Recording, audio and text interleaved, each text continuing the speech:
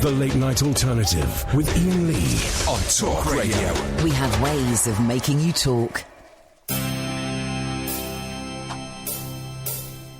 I'm your own balls. Hang on, start again. No, start again. No one noticed. No Carry one on. noticed. Shh. It's not. No, okay, it's not the version I'm used to. Oh, I'm your only friend. I'm not your only friend, but I'm a little glowing friend. But really, I'm not actually a friend, but I am.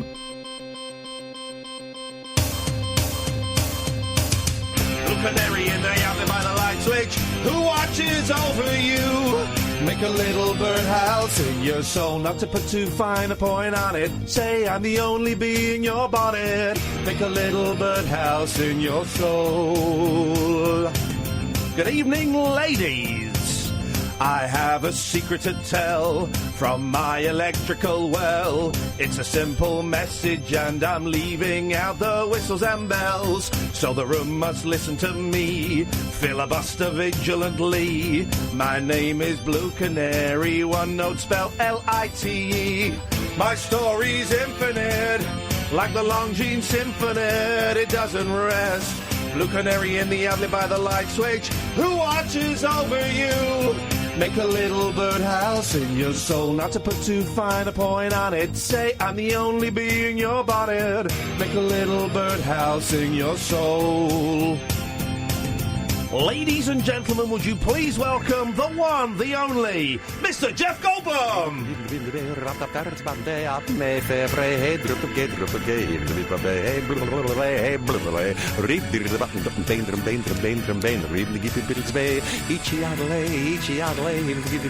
Jeff Goldblum, ladies and gentlemen! I'm your only friend, I'm not your only friend, but I'm a little glowing friend, but really I'm not actually your friend, but I am.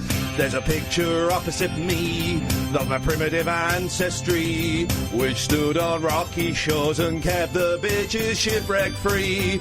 Though I respect that a lot, I'd be fired if that were my job. After killing Jason off and countless bloomin' Argonauts, bluebird of friendliness, like guardian angels, it's always near. A blue canary in the alley by the light switch, who watches over you? Make a little birdhouse in your soul, not to put too fine a point on it. Say I'm the only bee in your bonnet. Make a little birdhouse in your soul. While you're at it, leave the nightlight on inside the birdhouse in your soul. Not to put too fine a point on it. Say I'm the only bee in your bonnet. Make a little birdhouse in your soul. Leave the nightlight on inside the birdhouse in your soul. Not to put too fine a point on it. Say I'm the only bee in your bonnet. Make a little birdhouse in your soul. While you're at it, keep the nightlight on inside the birdhouse in your soul. Please make a little point on it. Say I'm the only bee in your bonnet. Hey, I'm the little birdhouse in your soul. Hello, this is Jeff Goldblum, and I have the good fortune to appear, if that's what you call it. It's radio, of course, but it's Late Night Alternative with Iain and Kath. The great Iain and Kath.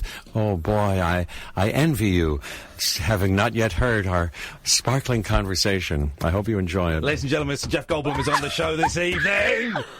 We met Jeff Goldblum! And, OK, let's get the confessions out of the way, right? We recorded it on my little digital recorder. I've got a new one because I broke one in Glasgow.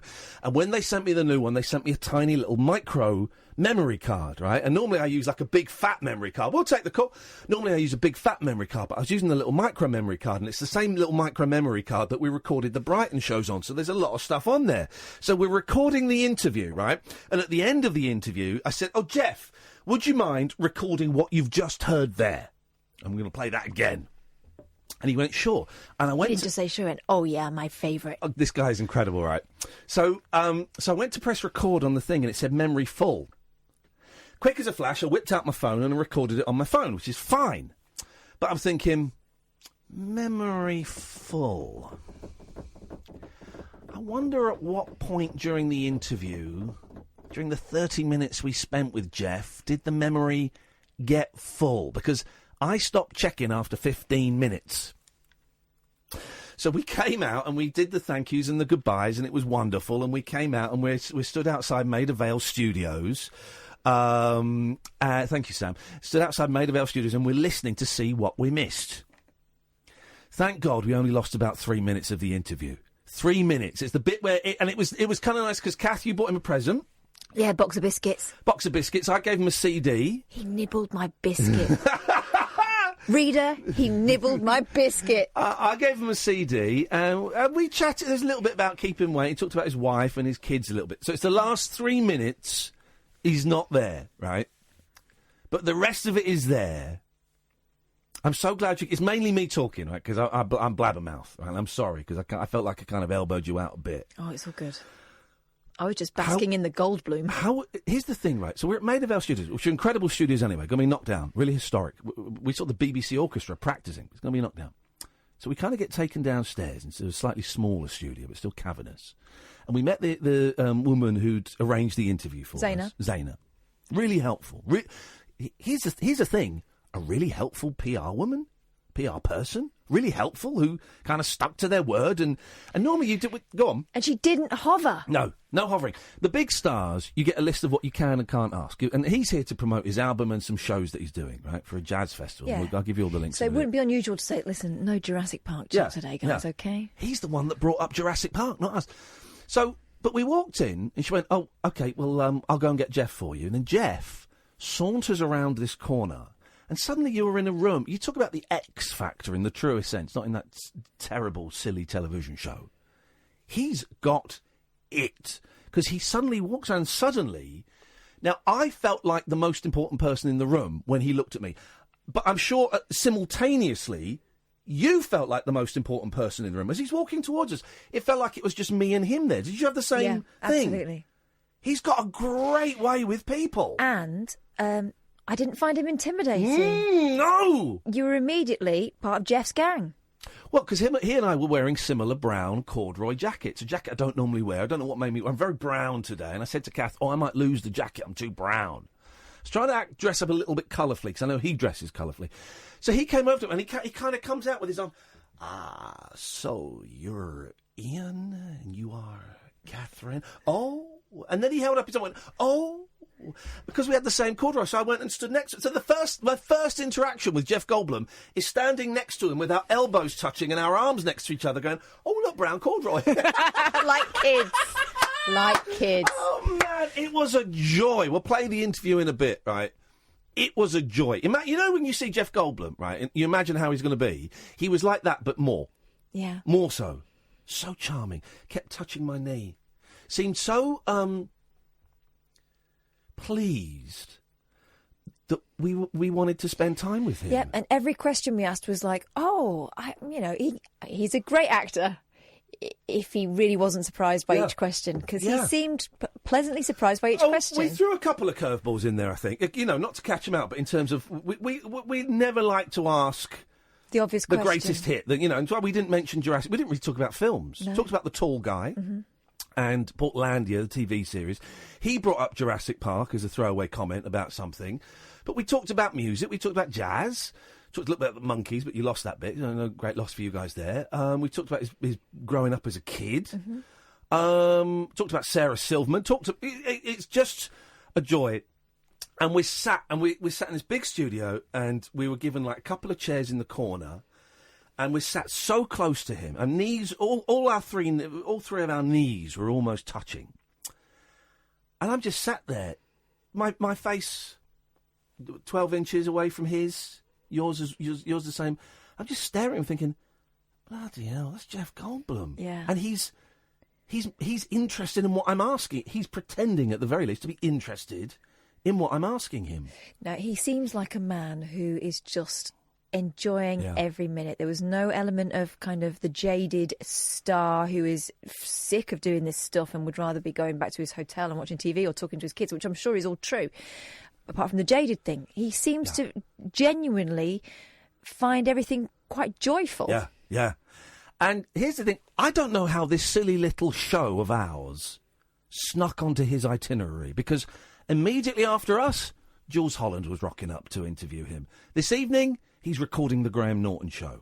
And yet, he found 30 minutes to talk to us. Yeah. And I listened to his album, and the PR team they came out and said, that was a great interview. Thanks so much for listening to the album. I'm thinking, man, he's given us half an hour of his time. The very least I can do is put his record on when I'm cooking my breakfast. And it's a jazz album. And jazz isn't my thing, but it's a good record. It's a good record. And we mentioned this in this. I can't remember if this is the bit that gets cut off. But I talk about the joy. It's a live album that he's recorded with piano. Doing a little bit of singing, maybe playing piano. And the joy, you'll hear it in his voice, but the joy that you can tell when he's playing piano comes across in that record and in the interview, the joy of it. That's pretty, I think that's one of the first things you say to him about the magic of the live experience and how he managed to put it on the record. Let's play this one more time, because then we have to edit it down, because the end won't make sense. Hello, this is Jeff Goldblum, and I have the good fortune to appear, if that's what you call it. It's radio, of course, but it's late night alternative with Iain and Kath, the great Iain and Kath. Oh boy, I envy you, having not yet heard our sparkling conversation. I hope you enjoy it. I think you will enjoy it. Let's take a quick break. Dead of Night discourse for disco queens. I'm related to Jed Wood and Dolly Parton. Dairy farmers and distant fathers. Yeah, whatever. The Late Night Alternative with Iain Lee. Doing lots of things that we don't know about, we can't control. On Talk Radio. Yes, great. 0344 499 1000 is the telephone number. Jeff Goldblum coming up in just a few minutes. Let's take these couple of calls, though. Good evening, Danny. Oh, God. Hello, mate. Hello, Danny. We're good because Kath and I went and saw the first half of They Might Be Giants at the Barbican tonight, and it was great. Wow. Well, that sounds very Are you on speakerphone?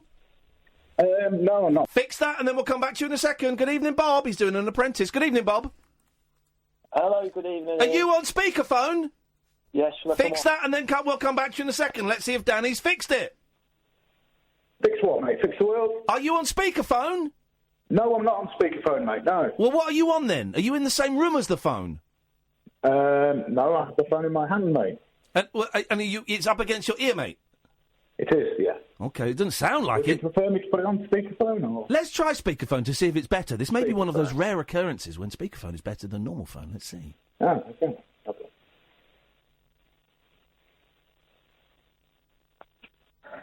What do you want to talk about then, mate? Oh, no, that's awful. No, go back to the other way.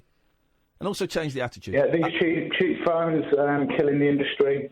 No one can make a living. What can you do about that? How the hell can Apple charge £1,200 for the new iPhone? £1,200, and then you have it in your pocket, you tie it down to a 24-month contract, and you walk into a table in your pocket, yes, or drop it in the toilet. Yes. And well, I haven't dropped a phone in the toilet since about 2001. Yeah, I have. Well, I've dropped many in the toilet. I've dropped many in buckets of... buckets? All sorts. Buckets, mate, yeah. Buckets? Your phone sounds awful. Prostitutes' bottoms, mate, usually. Prostitutes' bottoms? Prostitutes' bottoms, mate, What a thoroughly unpleasant chap you are. Not only do you come up with a horrendously misogynistic and offensive image, but your attitude sucks.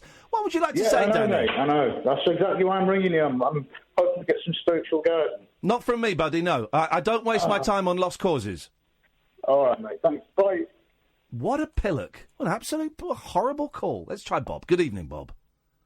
Hello, Ian. That's How are you? better. I'm good, thank you now, Bob. Now we got rid of Danny. Danny was creating a dark vibe in the show that was unnecessary. So talking to you is lightening the vibe, Bob. It's good. It's good to have you on board, my friend. What can we do for you? I've had a stressful evening, Ian. Go on. What happened? I had a stressful day at work. Okay. And then I was waiting for my train from Paddington Station. Yep. Where are you going? Slough? I was going back to Bath. Okay. Oh, yes, a trek. Okay. Yeah. Yeah. And I was enjoying a very popular fast food outlet. Okay. Sat on a statue next to Paddington Bear. Yeah. Okay. Yeah. And I noticed out of the corner of my eye a man walking over to me, leering over me, and then rubbing the brass nose of Paddington Bear. Okay. Whilst I'm trying to enjoy my chips. Okay. Well, okay. And then he's over my left shoulder. Yep. Getting into my personal space. Okay. And he's continuing to rub the nose of Paddington Bear. Right. So I turn to him and I go, "You all right, mate?" And he says to me, "Yeah, I'm fine." Okay. And then he continues to rub the nose of Paddington Bear, and his girlfriend is looking on, giggling to herself. Yeah. And I said to him, "Can you stop that?" And he said, "Well, you've chosen a really good place to sit, mate," and then walks off. Yeah. And then I notice that it's the guy from Homes Under the Hammer. What, Martin? Not Martin Yeah. Charnock. He's Martin, the guy that used to work here. What happened to him? Martin. Deeply unpleasant man. Not well. Hang on a minute. Let's. I'll be the judge of that. You could be right. Martin Roberts. Thank you, Sam. Martin Roberts, the guy from Homes Under the Hammer, has a girlfriend. Apparently, or a fan. Well, okay. Either is pretty unbelievable. I've got to be honest, though.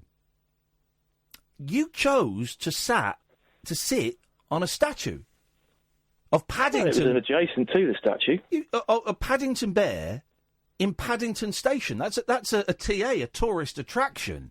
That's insane. That's like doing a dump on the Queen.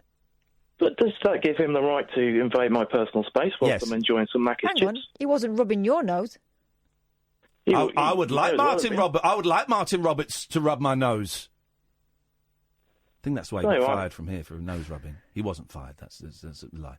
I would like him to rub my nose. I would like to have my home under his hammer. Well, fair enough, but I think that's something you should talk about before. Or you could have sat on a bench, or you could have sat anywhere apart from a TA, a tourist attraction in Paddington Station. Well, to be fair, there were seats available. Well, then, Bob, you have no sympathy from me, I'm afraid, Bob. You've come crawling to the wrong place, you slug. Martin Roberts. Martin Roberts. No, Roberts. No, it's Martin Roberts. Well, Sam typed it up, and I remember it now from Homes Under the Hammer. That's not the music. Martin Roberts is his name, and never the twain shall meet is the saying that goes along with that. So, yeah, we saw first half of They Might Be Giants. Our friends, They Might Be Giants. And also, we knew loads of people in the audience. Yeah. There was Dave Dogface Boy. There was my friend Jonathan Sloman, who's a film editor. There was a guy, and both our minds have gone blank, the gentleman we met in Bristol who was really, really charming and who was friends with the guitar player, who was called Jonathan as well, wasn't he? The guitar... Julian. No, he wasn't called Julian. Justin? Nope. Philomena? No. Network? Hang on, I'll find out. By the way, did you see the headline on the television? Ball Bags Breakfast. Yes. Ball Bags... Zoe Ball has bagged the Radio 2 breakfast slot. Ball Bags Breakfast. Which, by the way, is really not a healthy breakfast. No, trust me. It's not sustainable. I found myself there. Ball Bags Breakfast. And the gentleman who was in Brighton and whose name totally escaped me, but we saw all these lovely, lovely people there. It was an audience. Get this, the Barbican was full of our people. Full of our people. And it was a delight. They Might Be Giants were hilarious. We couldn't stick around for the second set because I muffed up. Joseph. Was the guitarist? Yes. Okay. Well, I was Joseph's mate. It was Joseph's mate. And then we had... was it Grant who approached us? It was Grant and his partner, whose name escapes me because I'm terrible with names. They came and said hello to us. And here's the thing, right? We got tickets and they were in the fourth row. Great tickets for They Might Be Giants. And the Barbican's a weird old thing. It's an old 70s building and it's on tiers. So there's kind of the ground floor, there's stalls. And we knew we weren't going to go back in for the second half because we had to go. So we went up to the middle, like the second level, where people were coming out. And I approached a couple and said, are you sat on this floor? They went, yeah. It's this strange guy. I said, oh, well, would you like our tickets? Because we've been sat in the stalls in the fourth row and we can't stick around for the second part of the show. And the guy, I mean, it must have been weird, some tall bloke coming over and handing tickets. And the guy went, oh, yeah, that's very kind. No, we got our tickets online, so we'll keep these as a souvenir. Thinking it was just some guy handing him some tickets going, do you want to keep these as a treat, as a little treat, little gift, some bits of paper. And they sort of walked off. And then he came back a few minutes later realising that we were upgrading his seats for nothing. And he came back and went, oh, I'm really sorry. I totally misunderstood what you were saying. This is very kind of you. Thank you very much. Yeah. I hope they got in. I hope the grumpy guy next to us didn't give them a hard time. And I hope they enjoyed the vantage point of being in the fourth row. Brilliant. Yeah, I felt nice doing that, didn't it? Because otherwise there'd have just been 2 empty seats. Grant's partner, Alessia. How do you know that? Because I remembered. Okay, you're great. You're great. Very handy. Can I finish, please? If you weren't so annoying, I'd hang out with you.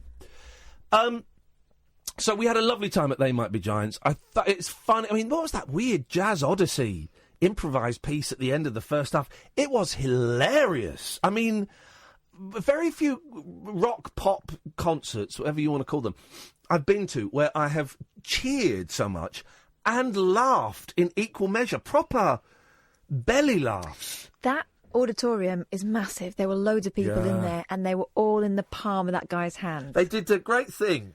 He said, we're going to do 2... They played Birdhouse in Your Soul, right? He said, we're now going to play 2 songs you don't know. So can you fake cheer as though they're the greatest songs you've ever heard, they're your favourites? And he got, you never get that at concerts where it's new songs, where people were cheering like wild. And what did I do? You punched the air and shouted. Yes! Anyway, listen, put your phones down, relax, go and make yourself a cup of Horlicks, guys. Hopefully you've got some ready. We'll take phone calls after 11. Kath and I were so thrilled by this. We're a tiny little niche cult show, and we sent an email out when we saw that Jeff Goldblum was coming over here, and I'll give the dates of where he's playing and where you can get the album in a bit. And I said to Kath, I've sent an email trying to get Jeff Goldblum. It won't happen. About a week later, we got an email saying, no, it should be okay. And this was a couple of months ago. And that whole time, we were waiting for the tap on the shoulder to say, I'm really sorry, it's going to breakfast. I'm really sorry, they don't want to do talk radio. And it didn't go. And even as we walked into the room today and we're waiting for Jeff to come around the corner, we're waiting for sorry guys, it's not happening. But it did happen. He's got a new album out. He's doing a couple of 3 live shows. And this is what happened about 3 o'clock today when Kath and I met Jeff Goldblum.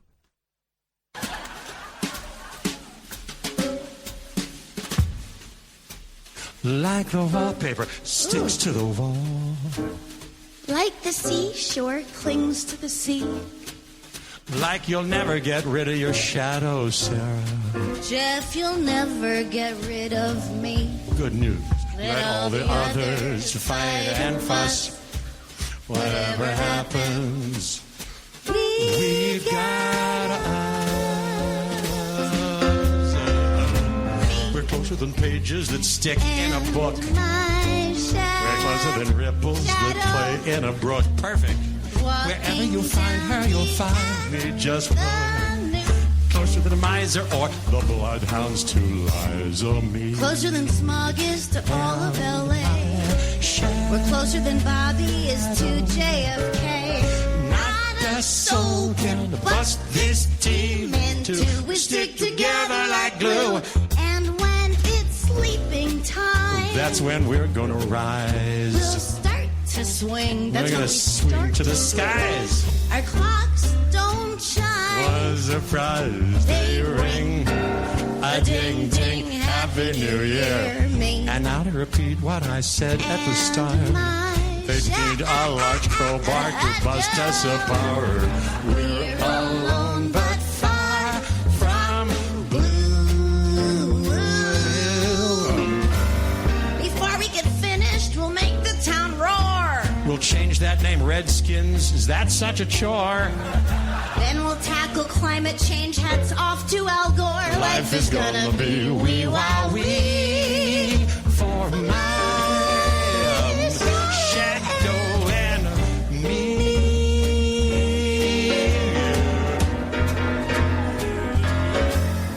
Hey, Sarah. Yes, Jeff. Could wait a minute. Till Bronner. Is that the best trumpet you've ever heard in your life? It's like cutting butter with a hot knife. Yes, you phrase maker. Well put. Hey, recently I've been keeping my butter out at night so that it's soft in the morning. Is that risky? I love soft butter. Not risky. You can do that with butter. You can leave it out. Okay, I'm taking that to the bank. What was I going to say now? Oh, I know. Could you do me a favor, Sarah? Yes, anything. Could we take it just one more time? From the top? No, from that ending. I love that ending. Before we get finished, we'll make the town roar. We're just like Michael Corleone. We'll settle old scores. Oh, then we'll to Vitero and dress up like whores. Life is gonna be a wee wah wee for the man is shadow and me.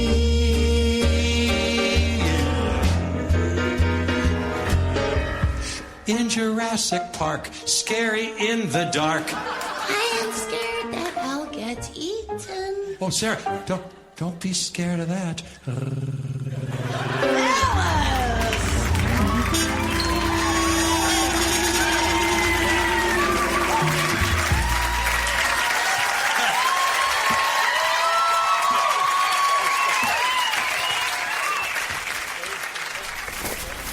Right, just calm down for a second. We're recording now. So this calm. Okay, we just slow down. Are you nervous? I'm not nervous. Why would I be nervous? What am I be nervous about? I'm just going to go and do an interview. This is with Jeff Goldblum, and that is nothing to be nervous about. I'm not nervous. I've done so many interviews. I've interviewed loads of people. Here's the thing. He talks quite quickly, so if you're going to talk like that, this is going to be tricky. Okay, we are at... Now, these are the famous BBC Maid of Vale studios, which I think they're closing down. Yeah, I think I've heard that too. Okay, today they're closing it down. This is... My sister used to live on that road there. That's Elgin Avenue. Good to know. She stole... I think we can say this. She stole one of those road signs that says Elgin Avenue. Okay. So you know for sure then that she lived on Elgin Avenue? I know, yes. So we're going to go and interview Jeff Goldblum. This is a weird one. Yeah. For us. I don't think we've ever brought presents for a guest before, but we really, really want to be his friend. Oh, so... yeah, 'cause Jeff's gonna give us his phone number at the end of this. Hey, guys, hang out, cool. I did bring biscuits. Laced with LSD. Shh. Jeff's going bye-byes. Well, I need a pee. Let's go in. This is the BBC, the British Broadcasting Corporation, Maid of Vale Studios. Let's go in. Hello, were you here to interview Jeff Goldblum? Here with Zena? Iain Lee and Catherine Boyle.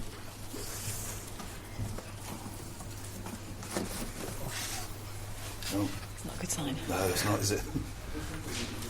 Catherine Boyle? That's right, yeah. Uh-oh, this is when we find out it's all been an elaborate hoax. Oh, there we go. There we are. Brilliant. Thank you so much. Can we just loiter here? We don't know... Go down if you want. I don't know where we're going. I'll direct you down. Thank you very much. Everyone else goes down. You go down, take the green fire exit. Yep. Left, follow your nose downstairs, you'll see Studio 3. Follow your nose, all right. Thanks very much. Cheers. Right. This is exciting. This place obviously is closing down because... They don't give us stuff. They've just sent us off on our own to have a little wander. Look at that, though, look at that. Look at that, there's an orchestra in there. Mate, that's incredible. That's incredible. BBC Symphony Orchestra. Yes, man. Oh, by the way, I'm going to boost the levels now. So the levels will be louder than they were earlier. Thank you. Why are you doing that? Because we're whispering. Okay. Hey, I'm Jeff Goldblum. I'm pleased to meet you.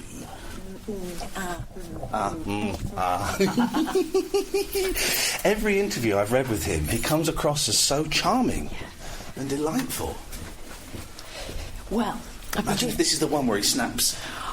You bastards, I don't want to talk about this.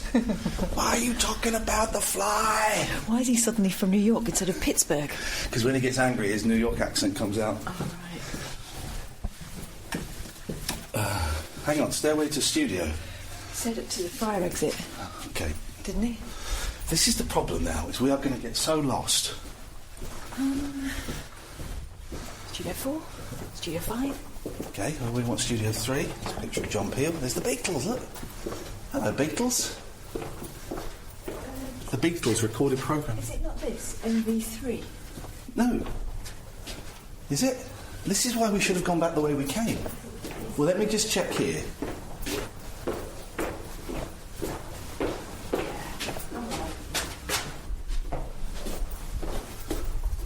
Now we're late. And we know whose fault that is. You're an outrage.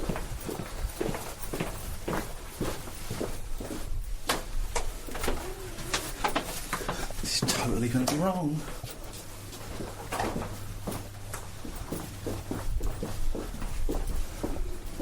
Yeah, what a surprise. totally wrong. Well, let's go through this door anyway. I hate working with Catherine sometimes. So what are we going to do with the rest of this stuff? Well, let's try and put these running. Right, then put Xena a call.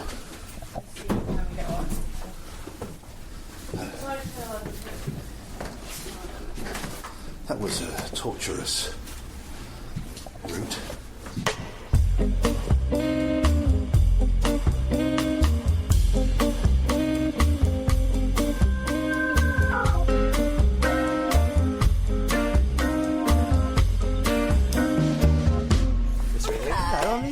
Nice to meet you. How are Zaina, you? this is Catherine. Hello, Catherine. Lovely to meet you. I see you're right. Let's see if we can find Jeff. Okay. This is a nice place, isn't it? It's gorgeous. Can't believe they're going to knock all this down. It smells a bit old. Wooden. You love old wood, do you? It smells like school. You like old wood? Yeah. Not that old.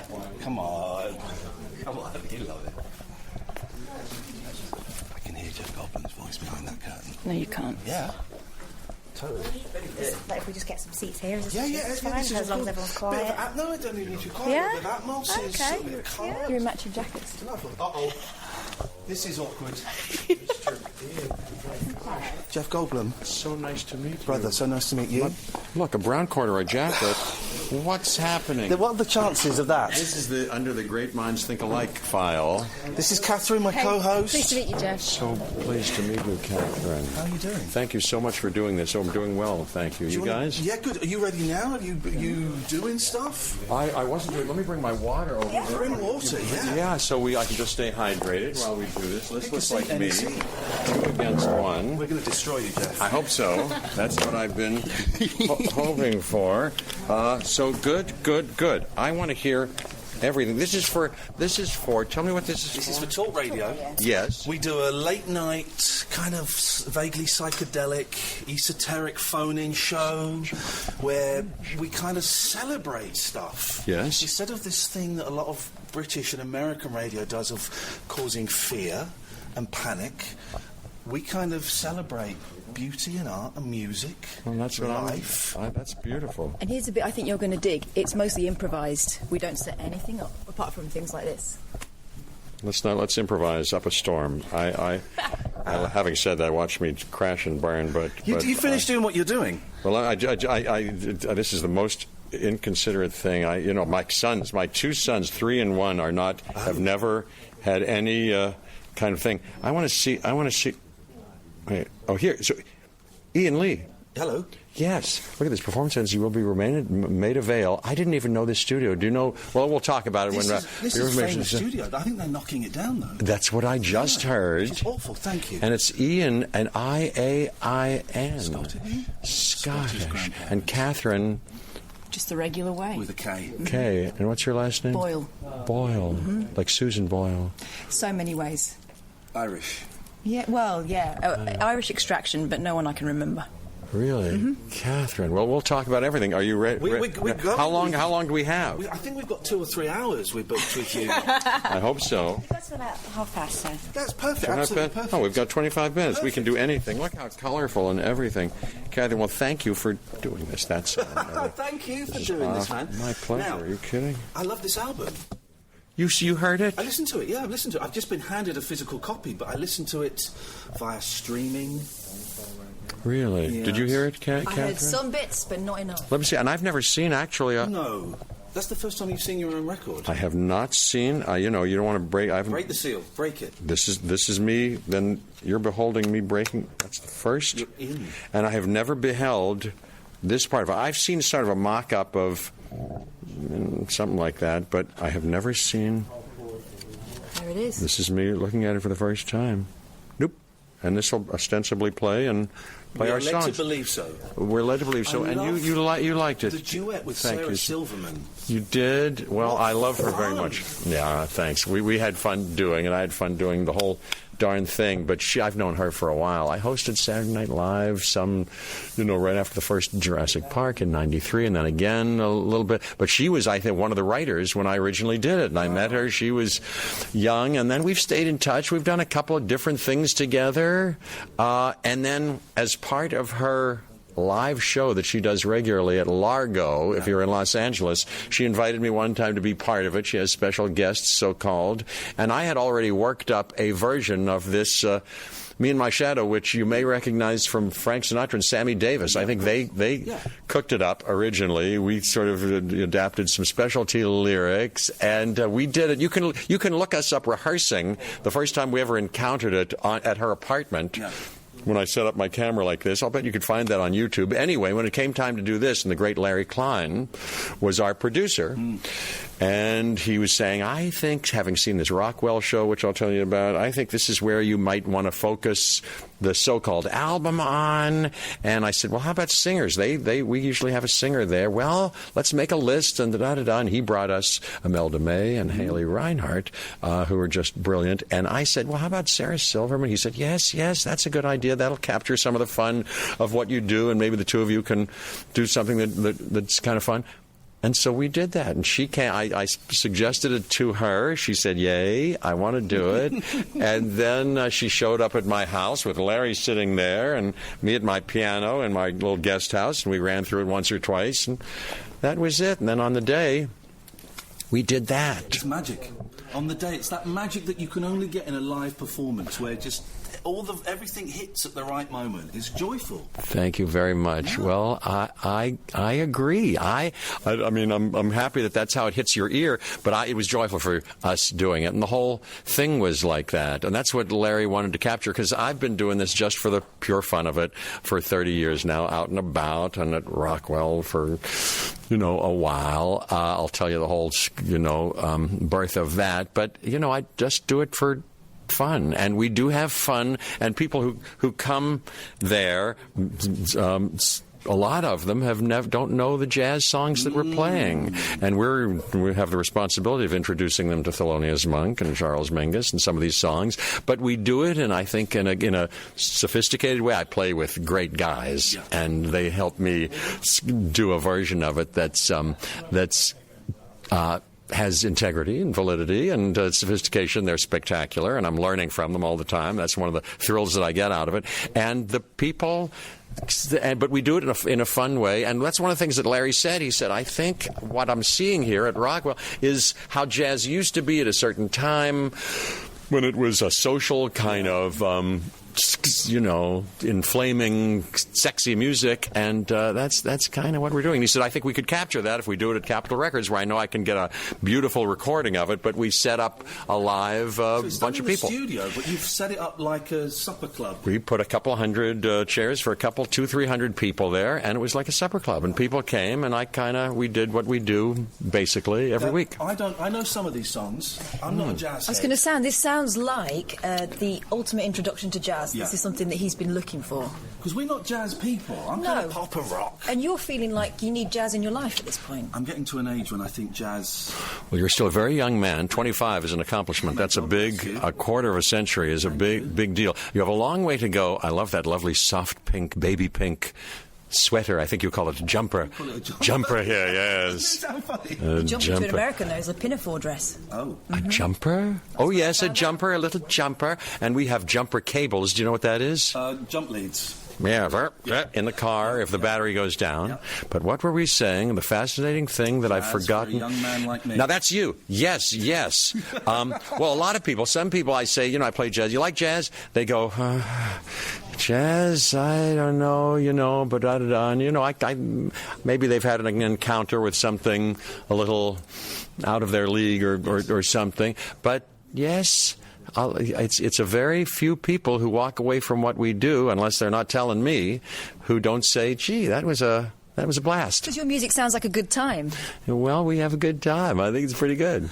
Give me an album, apart from this one, after this one, that I should go out and buy as an introduction to jazz. What should be my second jazz record? Well, you're a jazz. You know everything about jazz. I do not know anything about jazz. Well, these guys, the band behind me with whom I just played, they would know everything because they went to college for it, and they probably know jazz college. I know.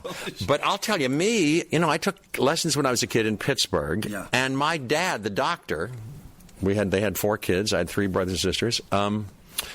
he loved jazz. He didn't play, but he brought home, at the time it was just come out, Errol Garner. He was from Pittsburgh, like I was, and he said, listen to this. And he was a doctor, but he went, listen to that, how that guy pauses. It's so brave. And then he goes and he did a kind of scat version of what he heard Errol Garner doing. He went, po, pa, po, pa, po, pa, po, pa. He was, and I was like, wow, my dad's interested in this. This is something. And so maybe, Errol Garner, I'll tell you, that wouldn't be a bad place to start. He has a lot of things. I have on my iPhone right now a song by him. You'd look it up, called El Dorado, that these days, if I'm doing a photo shoot or something, I say, hey, put that on a loop and just keep playing it because it gets me going. But he's untrained. He doesn't read music, Errol Garner, as the story goes, I think, but he is a genius, and he plays beautifully and uniquely joyfully. It's really something. And plays all those standards that you have heard Tony Bennett Dudley and Frank Moore, Sinatra. Yes. Spoke about jazz. He compared jazz to comedy, and he says the similarities between jazz and comedy is you hold the beat until the very, very last moment, and then you hit the beat. And he said that's the same kind of rule for comedy. You deliver the punchline at the very last moment, not too late, otherwise you lose the rhythm, but not too early. And the same with jazz. Does that kind of make sense to you? I've never heard anything like that. I love it. I loved Dudley Moore. I met him once, Did you really? Yes, I did. He was a great pianist. I know he was. I love him playing. Well, we were in a car at some event. I bet I can't even remember what it was, but we were being, taken in a car. And we shared a car once.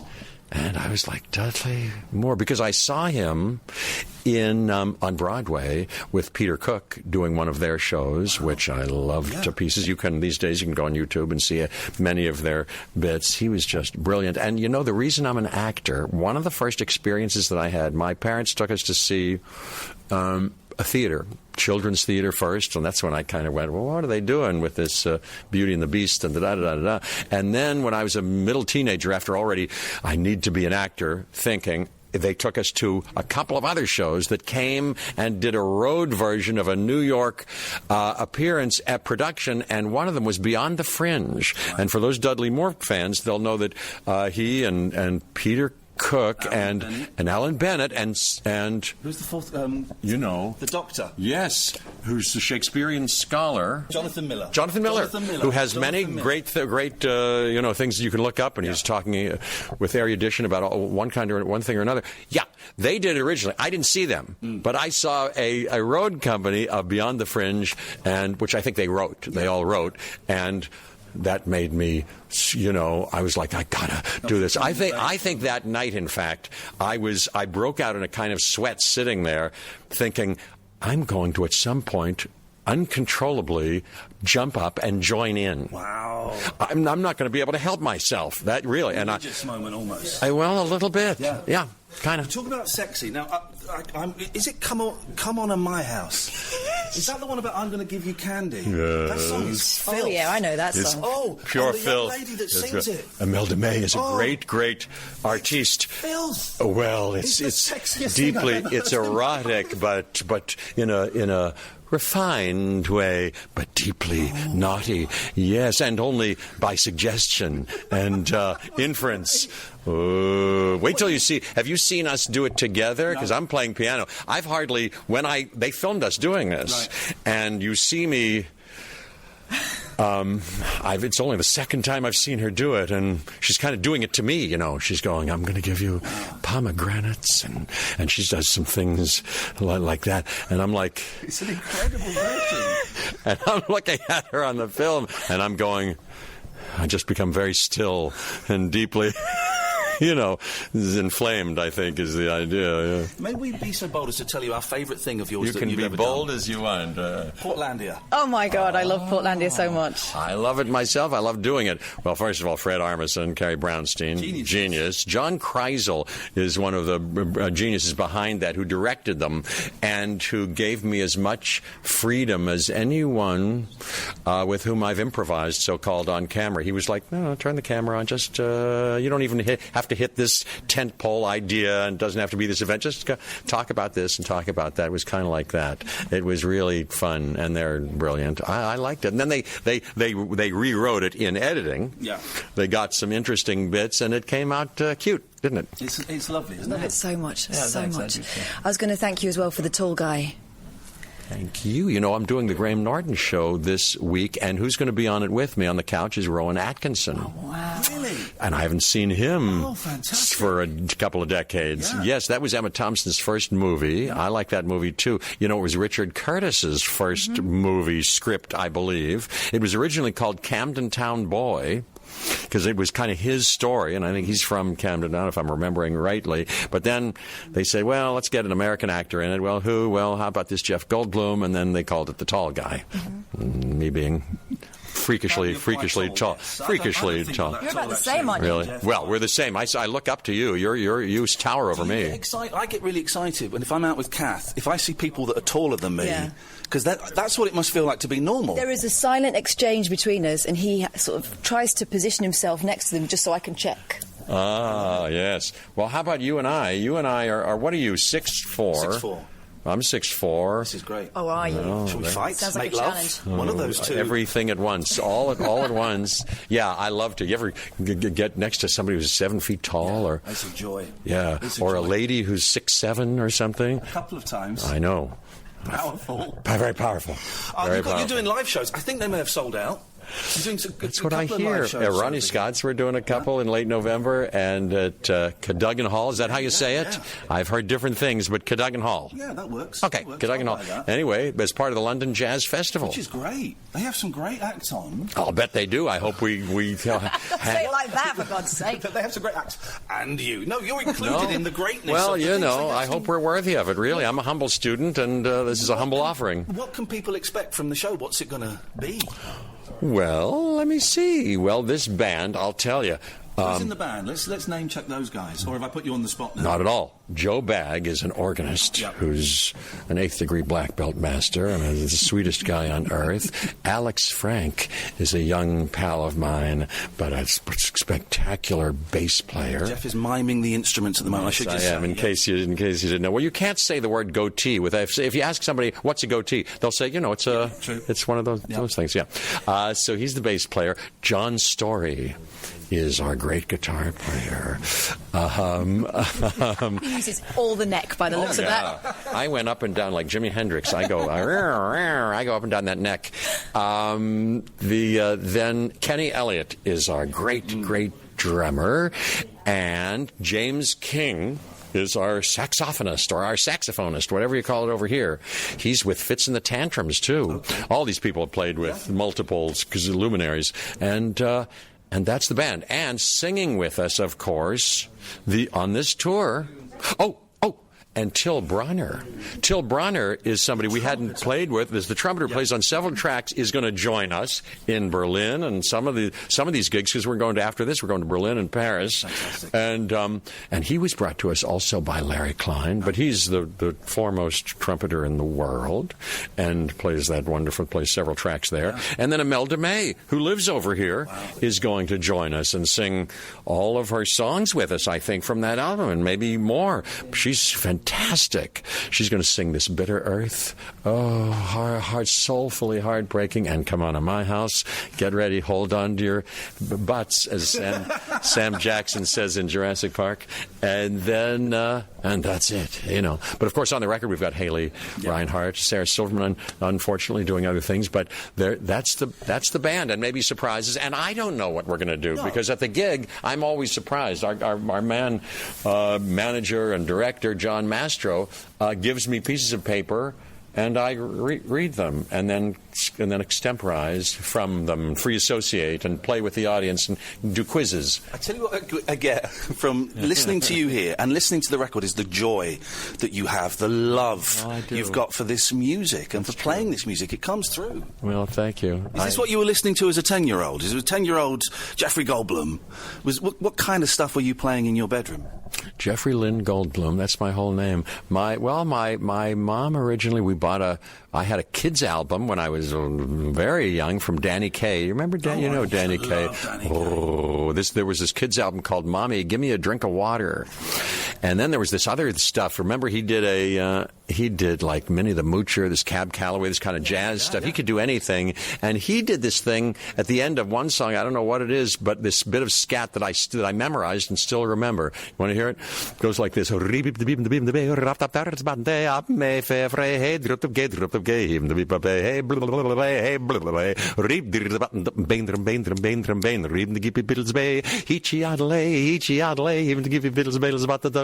That's Danny Kaye. Magic. And I still know that. And I do it for my son, and he kind of gets a kick out of it, you know. Danny Kaye was great. The speed he could move his lips and his tongue was ridiculous. He was something else. And then, you know, they showed us these, they gave us these Errol Garner records. Thelonious Monk was around, and I heard this interesting thing, and as, you know, I've come to learn, and he's a big, you know, hero of mine. And what else? Then my older brother was a big jazz fan, brought home a Miles Davis, you know, Sketches of Spain album. He liked Brazilian music, too, and there was an Astrid Gilberto Stan Getz record that he played over and over again that really got in amongst me, you know.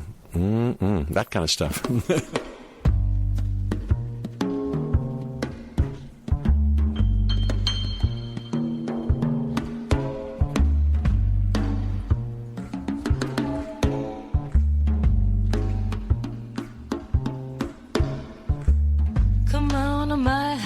My house, I'm gonna give you candy.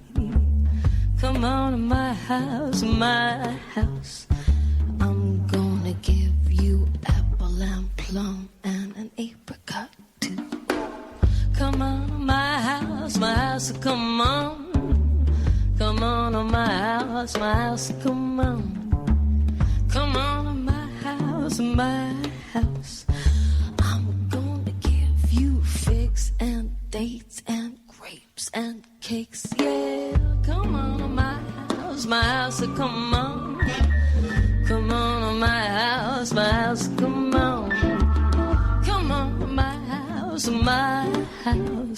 I'm gonna give you candy. Come on to my house, I'm gonna give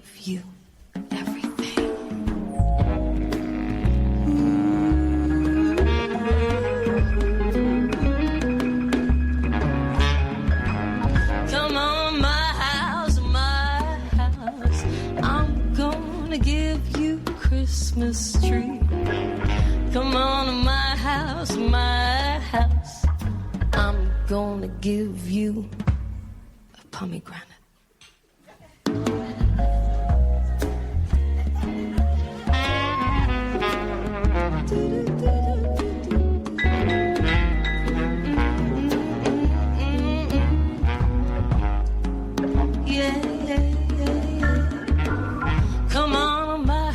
My house, come on. Come on to my house, come on. Come on to my house, come on. I'm gonna give you peaches and pear, and I love your hair. Come on to my house, come on. Come on to my house, come on. Come on to my house, I'm gonna give you candy. Come on to my house, I'm gonna give you everything.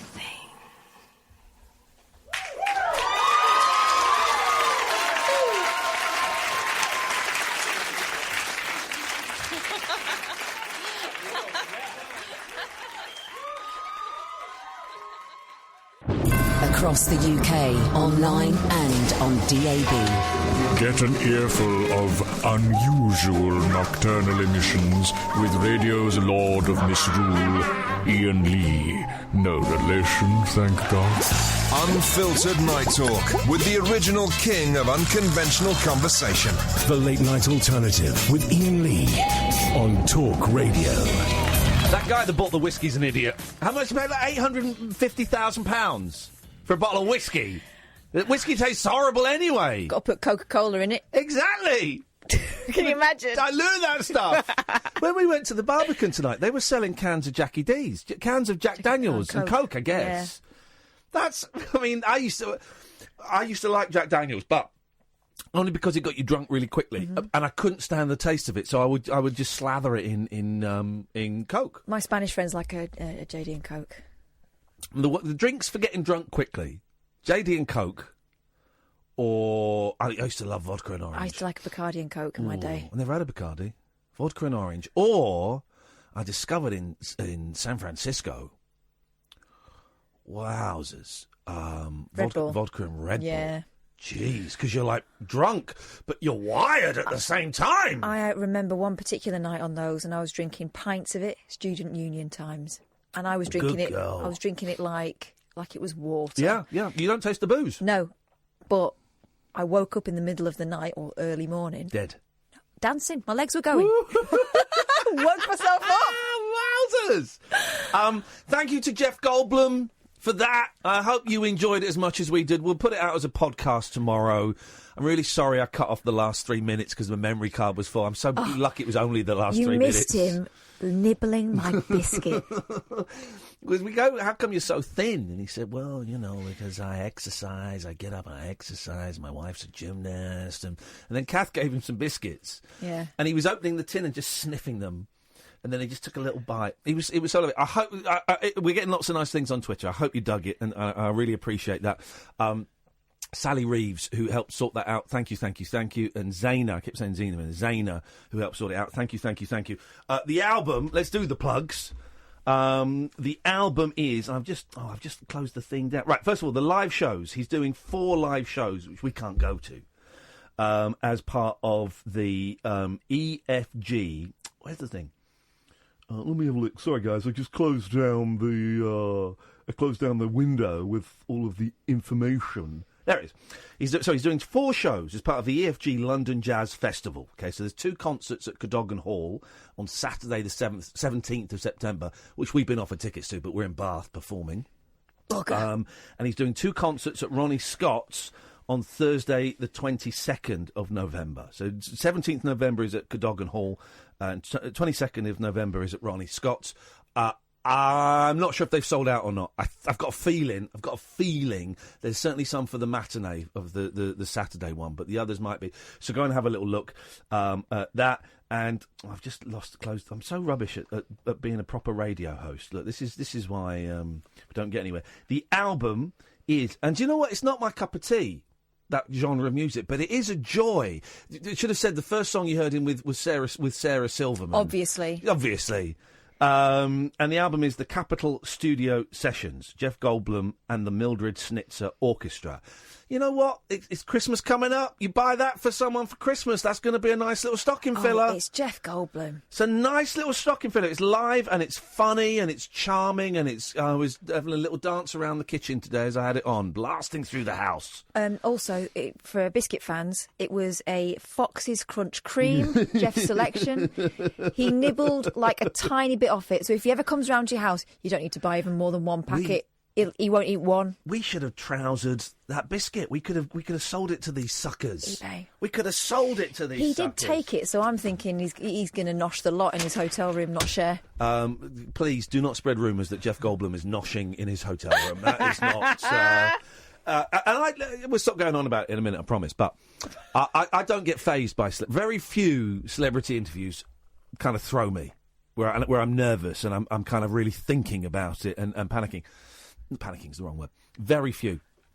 I was so nervous for Goldblum. I'm so glad you were there because you kept me in. I would have been so much. I would have been so not more nervous. I would have been less confident had you not been there. And I kept looking over at you, and you were staring at him wide-eyed, and I could feel you looking at me, and I'm staring at him wide-eyed. And occasionally we look at each other as if to go, actual Jeff Goldblum. Oh, it was incredible. It was incredible. So there you go, Jeff Goldblum. Thank you, Jeff, brother. It's nice to have you on. It's nice to beat Graham Norton as well. to that. So the show continues onwards and upwards, dear listener. This is the late night alternative with myself, Iain Lee. Who the hell are you? I am Catherine Boyle. Sam is through there, and if you want to take part in the show, you can do. It's a late night phone-in show, unlike any other show on the radio. In that we will sit here and we will talk about stuff. You are welcome to call in, pick up the phone and call in about absolutely anything you want. One of the things I wanted to talk about, two significant people have died, by the way, that kind of got overlooked, and we'll mention those. But one of the things I wanted to talk about, 0344 499 1000 is the telephone number. We kind of mentioned this to Paul Ross last night. We were talking about animals in the house, because there's this great story that we didn't do.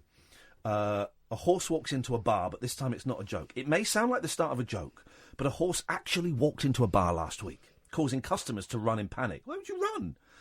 As people calmly enjoyed their beverages at the bar in Chantilly.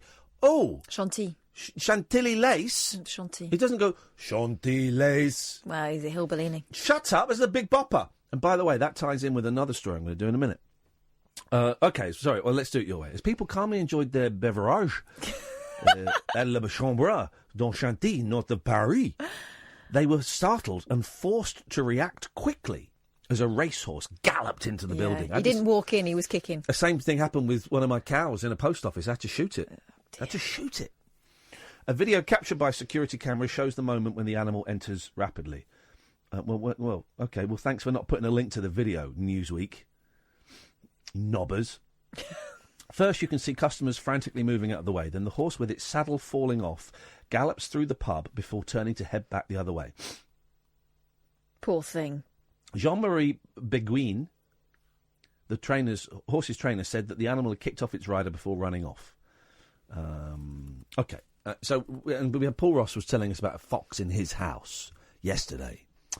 So I want to know wild animals, wild creatures, living things in your house that should not have been there.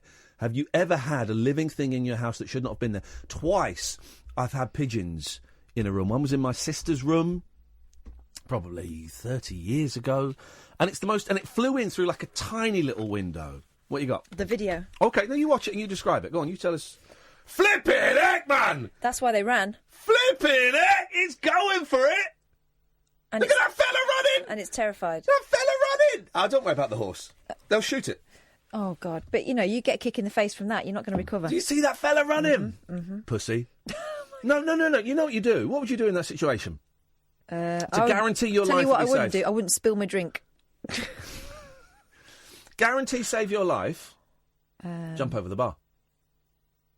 Jump over the bar. Yeah. Jump over the bar. Safe. And you can get more booze. Definitely. Get a little bit more booze. A bit of Jackie D and Coke.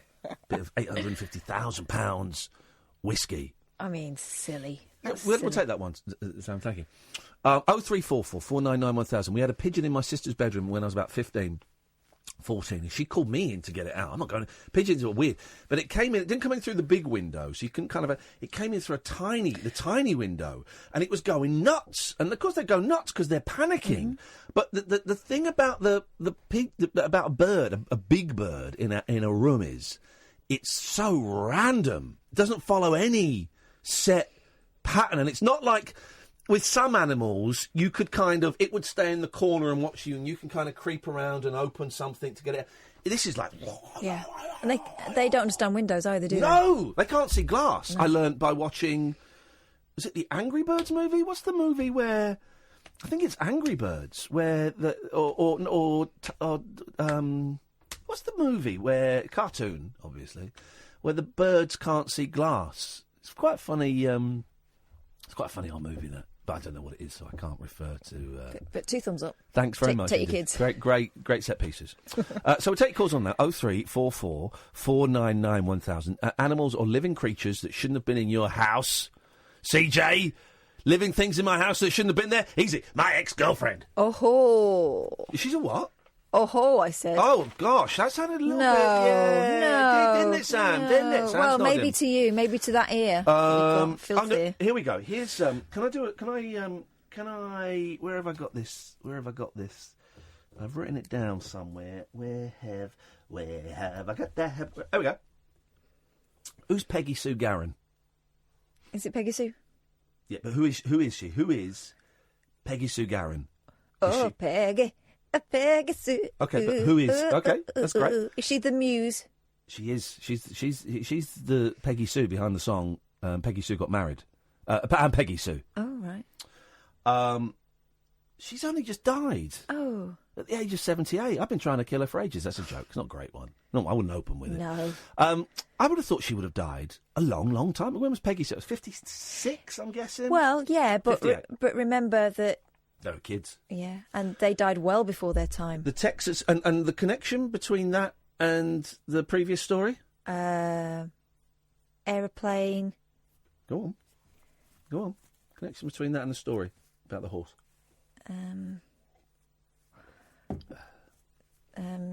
You got it. Airplane. You got it. Come on. Airplane, horse. The story. Horse story pilot. The story took place in Chantilly, in Paris. Big Bopper was on it. Thank you very much indeed. Well done. The Texas woman who inspired the Stay there, John. John. Johns? Stay there, Johns. We'll come to you in a second. The Texas woman who inspired the 1958 Buddy Holly song, Peggy Sue, and they should write, and Peggy Sue Got Married, which is not actually a great song, but it's a song. I don't know that song. Peggy Sue got married not long. It's funny. Who sings that? Okay. It's funny because it's one of those songs that references another song. Peggy Sue Got Married. Also the name of a movie. Mm. It's cute. There was a spate of that, though, wasn't there, in the 80s? I like Big Buddy Holly. Please don't tell. No. Don't tell that I told you so. I just heard a rumor from a friend. I don't say that it's true. I'll just leave that up to you. If you don't believe, I'll understand. Hang on a minute. I like it when he does the little hiccups in his voice, but the posh backing singers? You recall a girl that's been in nearly every song. This is what I heard. Of course, the story could be wrong. She's the one I've been told. Well, she's wearing a band of gold. Peggy Sue got married not long ago. I like Buddy Holly a lot. I went and saw the Buddy Holly musical. Buddy, sorry, let me give it its full title. I went and saw Buddy, the Buddy Holly musical, about 9 times when I was 16. Did you? Yeah, I came up to London and saw it at the Victoria Palace Theatre. I was obsessed with it. Obsessed with it. Used to hang out. This is what a weird kid I was. Stay there, Johns. This is what a weird kid I was. At the age of 16 and 17, I travelled into London, which was not a great journey from Slough to Paddington and there, to go and watch the Buddy Holly musical. On your own? Sometimes on my own, sometimes with friends, sometimes on my own. And then I'd go and stand at the stage door and get the autograph of the guy that played Big Bopper, who I think was married to Susie Quattro, and the guy that played Buddy Holly. I saw about 3 different Buddy Hollys. And I'd go. I took my mum. I went with Rod, who later punched me in the face. I went with Malcolm a couple of times. I went on my own. Weird, isn't it? Weird. And it's still on. And I could still go and see it. And I just don't. I would like to go. I would like to go and see Buddy, the Buddy Holly musical, again. Right, so that was your teenage weirdness. I was really into Marilyn Monroe. Yeah.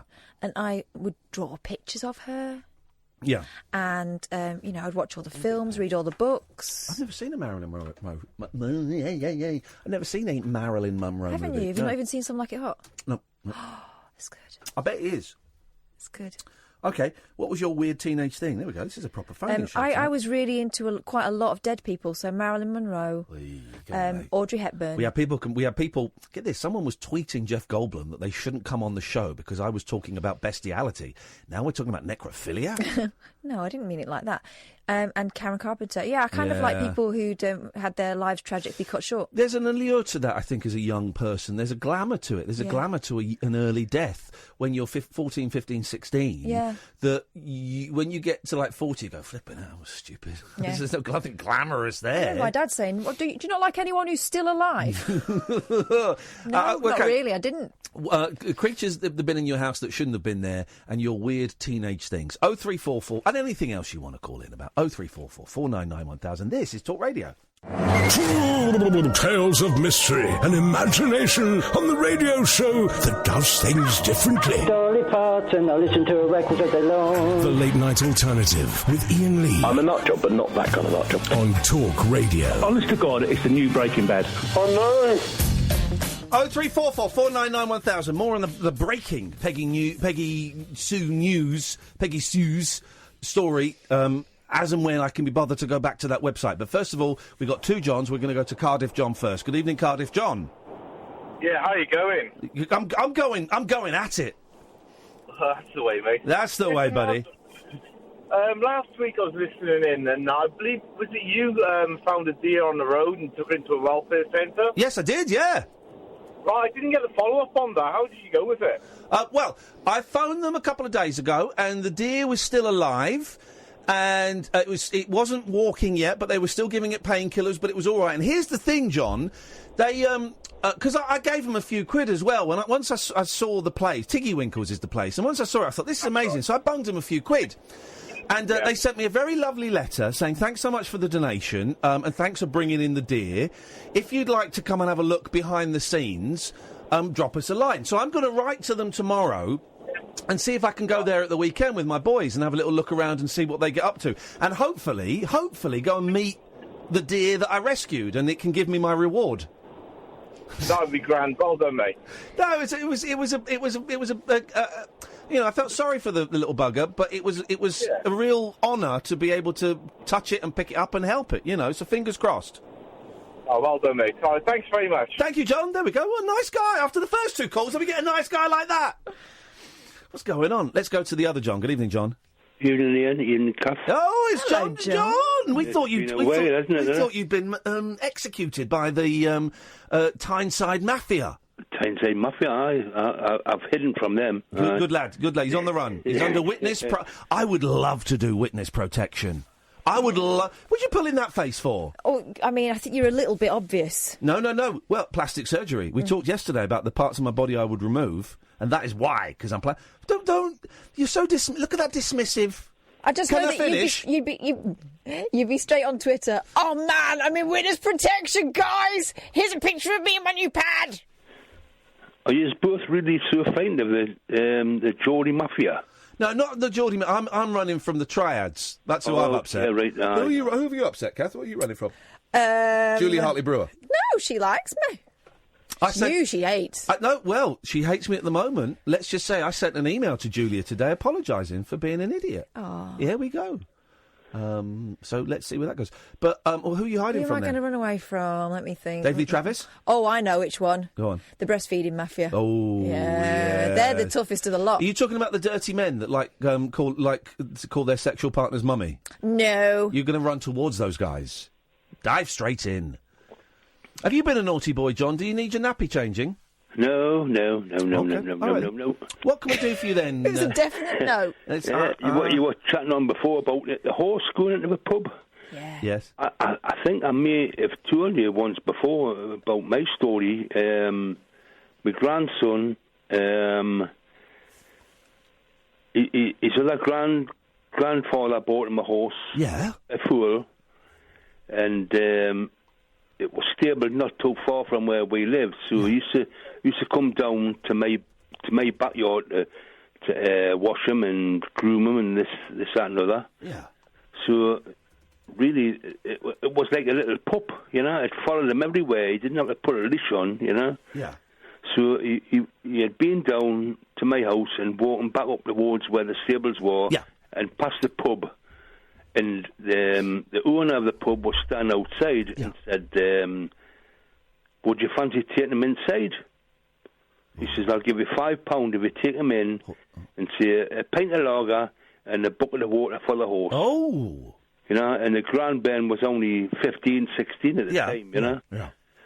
So he was up for it. He went in, took the horse in, but the horse got a bit scattered because of the music, because it had the disco on, you know. Of course it had. You took it into a disco, wow, okay. So it had a shit. Oh. And then he walked it back out because it was scared, and the bloke never even gave him the £5.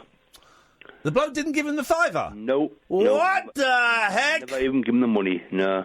That's outrageous. Still, that horse manure is worth money. It is, it's worth money. I think I've told you about it before, but... I don't remember a horse in a disco. No, don't remember. I'd remember a horse in... And you're lucky, you're so lucky that the guy behind the bar didn't reach down behind the bar. Oh, why is this not... Hang on, and go... Oh, why is this not playing? Oh, I was about to do a really good sound effect then. Hang on a second. Hang on. I'll wait for it. Just wait, it's going to be worth it. It's a gun sound effect I'm trying to find. Oh. You're so lucky the guy behind the bar didn't reach down and go...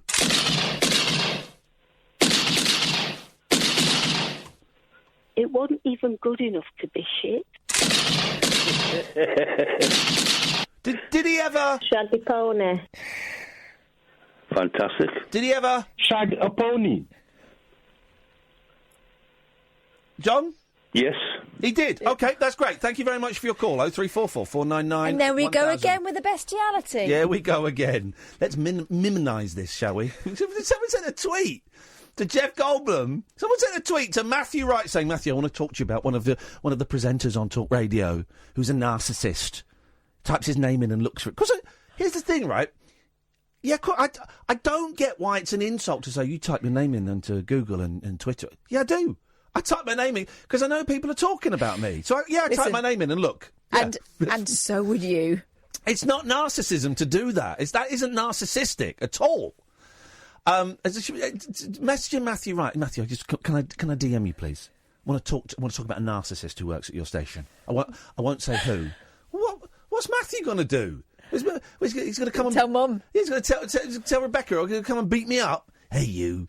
Stop searching your name online, okay? Apparently I encourage suicidal people to phone up so I can humiliate them and push them towards suicide. And then message Jeff Goldblum saying, Jeff, just think you might want to reconsider who's going to be interviewing you today because they were talking about bestiality and it's gross. To be honest, when we got there, it was touch and go, but we want him round. Well, here's the thing. When we got there, get this, Jeff was actually having sex with a dog. No, he was. So it fitted him perfectly. He wasn't. He's more of a pony kind of guy. He is more of a... Shag a pony. What do you think, Paul McCartney? I had a rumour, Paul. No. I heard a rumour, Paul, that you shagged a pony. It's not true. Are you sure about that? OK. How about the rumour? I did hear a rumour that you had sex with a young dog. She was just 17. Oh, was she? Paul speaking. Yes, I know it is. Please do it. What? I need to practice those, but that's not bad. But I think it's disgusting, though, Paul. No, I think it's okay. All right. We're getting there. Just got to learn the location of them. Are you sure it really happened? Oh, yeah, it was a dream. OK, right, it was a dream. Fine. In that case, it's fine. Thanks, Gav. It's the greatest present I've ever had. And Macabot. I'm going to make more. Thank you. Please do. Good evening, Jeffrey. Hey, Ian and Kath. How you doing? Hey there, Jeffrey. I want to play a game with you. Do you know the rules to the yes-no game? I do. Well, Jeffrey, I'm going to ask you questions. What are the words you can't say? I don't know what other words I can't say, Ian. Well, the words you can't say are yes and no. Are you ready to play? I am. Hey, Jeffrey, did you have a good day today? No. Hey! Hey, and you had a long pause while you ate cereal, it sounded like. Big gulp. No, I wasn't eating cereal. I was supping down on alcohol. He was what? He was what? You were supping down on a what? Supping down on alcohol. Supping down on alcohol. Even after a big old sup, he said no. Yes. I am so jealous. You met Jeff Goldblum. Jeff Goldblum. Jeff Goldblum is brilliant. How much alcohol have you been supping down on? Wow. That's like the coolest thing ever. But you know what? It blew our minds, man. And it was at moments like that when me and Kath met. Well, luckily, I told Kath to be there at 2:30, even though we had to be there at 3 because she turned up at 3. Yeah, and she's always late, right? Is and as we were going in, we gave each other a hug and went, "I can't believe this is happening." Yeah. It was one of those. It was a. We felt blessed, man. We felt really blessed. It was lovely. Hey, do you know what I would have asked was because occasionally he gets referenced in TV shows and stuff, Oh, and yeah. I think like, do they get paid? No. Do they get paid? No. No. What? To say Jeff Goldblum's name? You think he's copyrighted his name? I don't know, but like, have you ever seen Rick and Morty? Yes. Yeah, I have. I can't remember a Jeff Goldblum reference in that. There is. Is there? There Go is. on. I love They're Rick and sitting Morty. in a bar. Jerry and Rick, unusually, are sitting in a bar. Yeah. And Jerry sees this guy and he goes, "Hey, looks like Jeff Goldblum." And he's this alien who very bizarrely looks extremely like. I love Rick and Morty. It's such a. They're doing like another 20 episodes or something. I think. Oh, well, they're not going to bring it out for another, like, year or something. Oh, The only reason I know about this show is because I've got a daughter who... Oh, I've got to tell you, mate, right? Yeah. Do you know all the people that watched The Jungle and went, oh, I really like you on that, and then... But now I don't. radio Yeah, show yeah, and yeah, went, yeah. Oh, I don't really like you anymore, right? Yeah. My daughter's 14, and she watched that television show, and she went, you know, what? They're all assholes, whatever. Oh, yeah, okay. And sorry, and then, but I forced her. Yes, it must be said, to listen to the radio show with me. And now she thinks you're awesome now. Come on. Yeah, we go. That's what. That is Yeah, baby. That's what I'm talking about. Yeah. What's your daughter's name, Jeffrey? A? Sorry? A. Oh, A. If you're listening. That is the first letter of her name. All right, don't tell us any more. Let's play another game. I feel I'm in a gambling mood tonight. Let's guess. Let's get Jeffrey's. I like to gamble. Yeah. Okay, well let's guess. I bet you. I can get her name by asking you 10 questions. By the 10th one, I'll have her name. Yeah. I think 10's a little bit like Jeeves and Woosterish. What about 5? Yeah, I think 10's too much. Oh, what about 6? Yeah. What about 6? I think like you could probably guess the name of 3. Anyone. 5. All right, we're bidding. Right, I'm saying I can do it in 5. You're saying you can do it in what, Kath? 3. Kath's going to do it in 3. Go It's on, over, go on, it's Kath. over to Kath. Kath. Right. Kath. Pipe down. So she's 14. I reckon her name is... Wow, you're not going to ask any questions. You're going in with a guess. She's going straight in, mate. I reckon she's 14 and her name is... Ava. No, no. Two questions left. You've offended him. Cars or something? Well done, you've offended him. You got two Yeah, more. I'm actually hurt. Yeah. Ava Gardner, one of the sexiest women alive. It's one of the sexiest cars alive. Yeah. We do have a budgie called Ava, but, you know, There we go. that's how much respect we give. Okay. All right, we've got 2 more questions, Kath. Okay, go first. Go on. Her name is... Wow, this is not how you play the game. But Alice. Alice? No. Alice? No, Who the F is because, Alice? No, because she didn't take loads of LSD and wear white socks and be the fantasy child of some bizarre Victorian paedophile. No. Wowzers. Wow, gosh, that escalated. Didn't it? It's all into your twisted mind. One more question, Kath. You could ask him a question. Come on, Kath. Come on. Come on, Kath. Is her name... Hold my hand. Actually, I have a feeling if I was a gambling man, I'd stick at least 2 bob, whatever the hell that is. That's 10 pence. On Kath's going to get it right on this guess. Oh, don't gamble, because I'm going to... No, I don't gamble. I'm gonna- When the fun stops, I stop. Yeah, stop before the fun starts. Then you won't lose. Yeah, actually, I quit it ages ago because it wasn't really fun Is at all. her name... Is her name... Jeff, is her name... Amy? No. Okay, my turn. I've got 5 questions. Yeah, and you know that... You've got rid of 3 names. And I'm going to ask you questions, Jeffrey, and you have to answer the question honestly, okay? Okay. Okay, question 1. What is your daughter's name? Her name's Abby. Right. Question 2. Yes. Is she named after someone famous? No. Yeah, Westminster. Question 3. No, is your daughter we don't named spell it Abby? that way. We deliberately didn't spell it the way of the bank or the large Abbey Bank. Christian building. Abbey National, isn't it? No. Okay. No. We didn't spell it that way. Well, Abby, your dads are drunk. Phone up Social Security Services. Phone up the A-Team or the Equaliser. Get this guy locked up and go and live your life. With a lives with her mum. We've touched a nerve. I understand why he's drunk. She lives with her mum. He's in a funk. Jeffrey, we love you. You're still a good man. You're our second favourite Jeff today. Yes. Oh, really? Yeah. Thank you. Third. She comes round at the weekends, and I do not drink. From Thursday until Monday, I do not drink. There you go, good lad. I'm a good boy. Yeah, and because we're like... So she gets your hangover? Oh, don't be awful. I'm joking. That's why I quit on Thursday, because she comes round Friday, so I stop drinking Thursday, and then that way I'm not shaking anymore. How you finding the shared parenting thing? Because I'm kind of new to that vibe, and it's a hard one, isn't it? It was at first it was very difficult, but that was a long while ago, and then it just sort of melts into this whatever the children want to do. It becomes the new normal. My son hardly ever comes round these days, to be honest. He is actually coming around tomorrow, but that's just to come and check out a new computer game with me. Yeah. But generally, I don't see him much. He's like 17. Okay. And my daughter's, like I said, she's 14, but she likes to come round, and so she's round here every weekend, and I just kind of go with what they want. So it used to be like, fixed by the lawyers, right, as you would say. Yeah, yeah. And like, ooh, and then like, my ex-wife, it became more convenient to do this, that, or the other. So yeah. Okay, well, it sounds like you've got as good a setup as it can be in that situation, man. Well done. All you can do is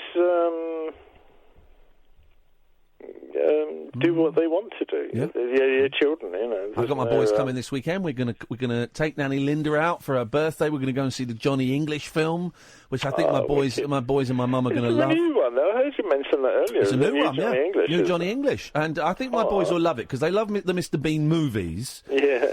So I think they'll dig it. And then we're going to go home, and hopefully we're going to go to the animal centre and see the deer. And then we're going to make fudge. Making fudge this weekend, Jeffrey. Yum, man. I'm going to bring some fudge in on Monday. We're going to have some burnt fudge. Hey, nice one. Go on. I am actually. I missed the YouTube. Ian. Well, you can still go on YouTube and see the old shows. I might do I might do some live shows on Sunday night. There's still stuff happening, man. There's still stuff happening. Check it out. Jeffrey. I'm never really sure where to look for that stuff, and I always tend to miss it. And I am Ash Olay. Sorry? I am Ash Olay. Okay, I don't know what that means, but thanks, Jeffrey, and continue. If you want to go to my YouTube channel, youtube.com/Iain Lee, subscribe.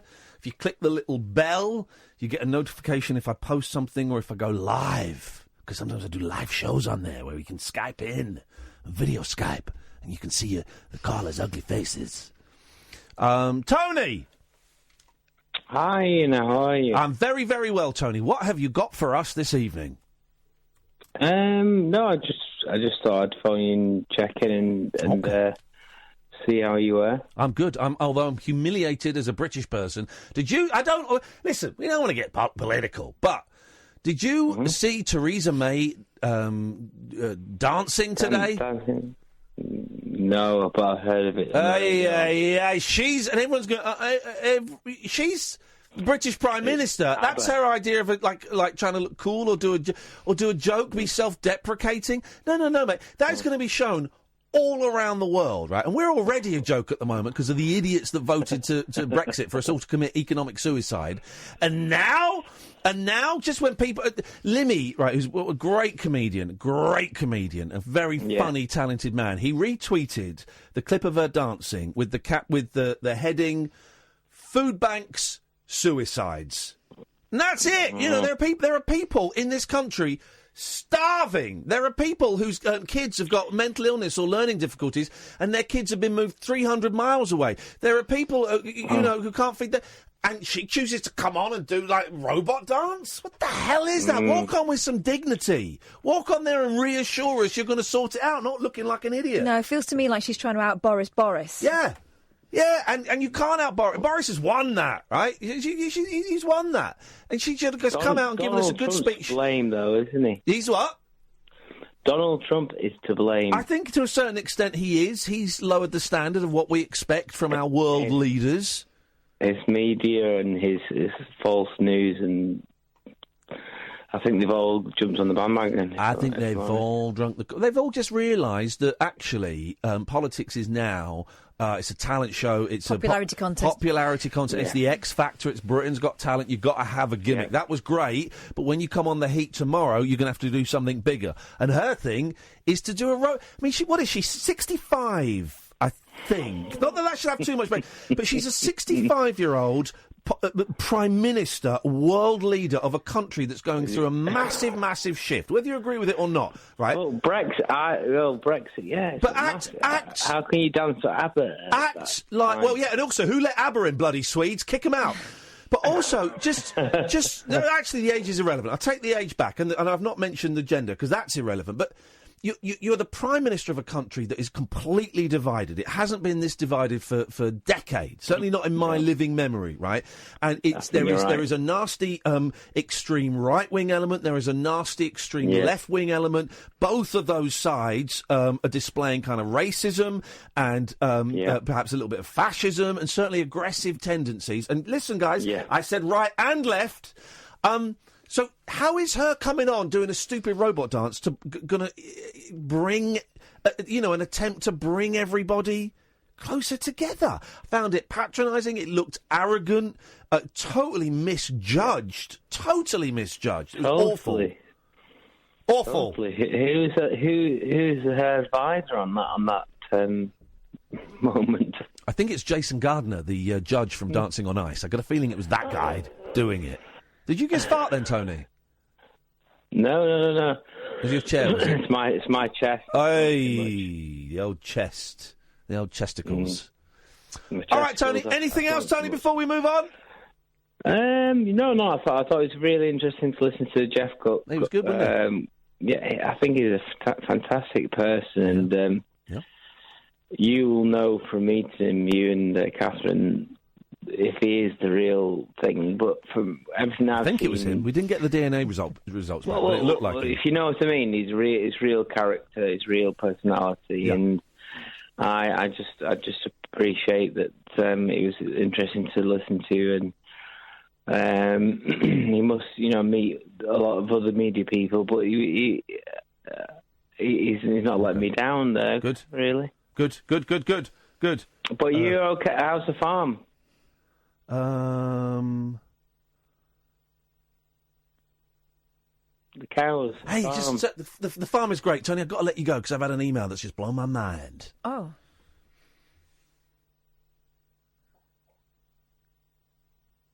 So John Flansburgh from They Might Be Giants has replied to my email. Loving the They Might Be Giants, right? And John emailed me after he came on the show to say, I really enjoyed it.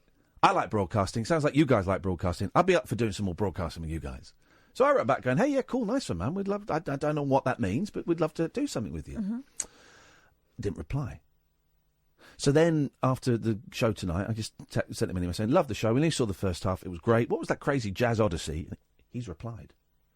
It's just a New York secret handshake kind of number. So glad you could make it. I want to do radio anytime. I got this cell phone, jet lag, just say the word. What does that mean? Does that mean we ring him up now? Does it?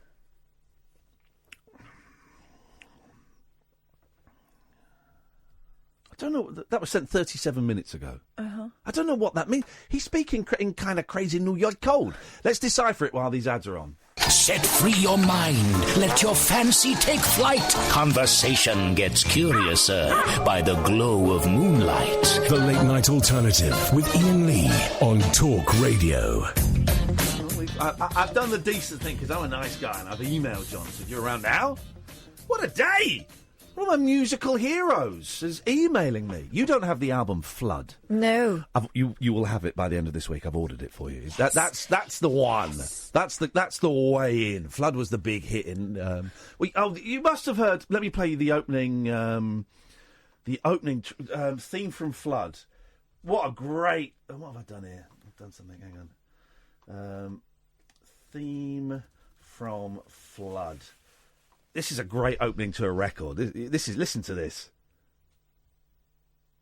Here we go. Oh no, hang on. What? There we go. Why is the world in love again? Why are we marching hand in hand? Why are the ocean levels Rising up, it's a brand new record for 1990. They might be giants, brand new album, Flood. And I tell you why I love it. And then it goes into Birdhouse in Your Soul. What a record! And Racist Friend. I know politics bore you, but I feel like a hypocrite talking to you. You and your racist friend. It's a great song. But why I love that is because it mentions the year in it. It's got the year in it. It's a brand new record for 1990. Fantastic. Right, well, you can date it. I was probably 16 when it came out. Probably 17 when I went and saw them at the Shepherd's Bush Empire. We got it now. We know how this works. So, Peggy Sue died. Peggy Sue, the Texas woman who inspired the 1958 Buddy Holly song Peggy Sue has died at a Lubbock hospital. Lubbock, Texas. So she didn't move. Lubbock is where they're from. Peggy Sue Guerin Rackham of Lubbock died Monday at University Medical Center. This woman, this is like a story that's kind of like a little small story, and I think this is a big story. She was 78. The family gave the hospital permission to confirm the death, but asked that no additional information be released. Peggy Sue Guerin in 2008. Wow. God, I wish we'd have spoken to this woman. Peggy Sue Guerin in 2008 released her autobiography, Whatever Happened to Peggy Sue, a memoir of Buddy Holly's Peggy Sue. Guerin, while promoting her autobiography, said material for the memoir came from about 150 diary entries she made during the time she knew Holly. Wow. Guerin was born in Alton, Texas, but moved to Lubbock, where she attended high school and met Holly and his friends. I wanted to give Holly his voice. It's my book, my memoirs, she said about her book. We were very, very good friends. He was probably one of the best friends I ever had. She married drummer Jerry Allison from the Crickets. Uh-huh. The couple later divorced. Oh. Her son-in-law, Tom Stathos, on Monday reminisced and told KCBD-TV that the song Peggy Sue initially had a different name. It was originally going to be Cindy Lou. Oh, yeah. Oh, this is great. I heard this story before. It was originally going to be called Cindy Lou, Holly's niece, and the drummer wanted to impress Peggy Sue, so he got Buddy to change the name. Isn't that great? Yeah. Isn't that great? Do us a favour, Bud. That's a great song, Cindy Lou, but I'm going out with Peggy Sue, and it might get me some action. That probably, they were young men. That was probably the line. It might get me some action if you changed it to Peggy Sue. Holly wrote several other songs, including That'll Be the Day, Maybe Baby. Yes, we know. He also penned the song sequel Peggy Sue Got Married. A 1986 movie called Peggy Sue Got Married featured actress Kathleen Turner as a character also named Peggy Sue, who faints during her 25th high school reunion, then believes she's gone back in time. I think she does go back in time. I don't think she believes she's gone back in time. I think she has gone back in time in that movie. Great movie. Is it good? No, it's rubbish. Don't remember it. I remember I got it on video. There was a whole rush of films that were named after old songs. For example? Some Kind of Wonderful. There's one called Some Kind of Wonderful. Well, there's no song called that. Yeah, there is. No. All You Have to Do Is... Yes, it is. No, there isn't. Yes, there is. Well, you've just sung a song called All You Have to Do Is. Oh, for God's sake. Give me another one. Go. That one doesn't count. Next one. Okay. Next one So is many, you said. When a Man Loves a Woman. What film is that? When a Man Loves a Woman. Okay, well, what's the name of the film? All right, so far you've named 0. Next film named after a song. All right, next film named after a song. Stand By Me. That is not named after a song. That's just a coincidence. That is a coincidence. What, the song is... My Girl. We'll talk about your kids in a minute. Let's focus on Stand By Me. That is not named after the song. That's just the title. It's just the same words. It doesn't mean it's not from the song. Right. It's not from the song. So far you've named 0. Uh-huh. You said, yeah, there were loads. These are the best. You're coming in with the best ones. Wait till we get to the worst ones. All right, here we go. What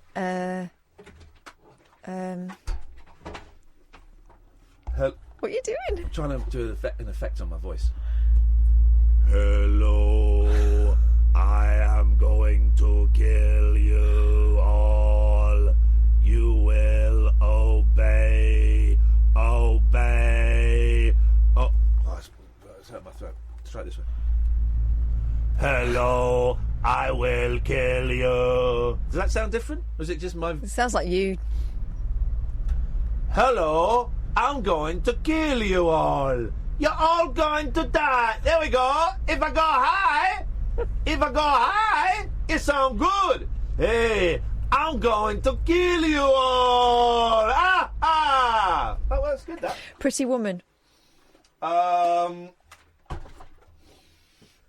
No, not having that.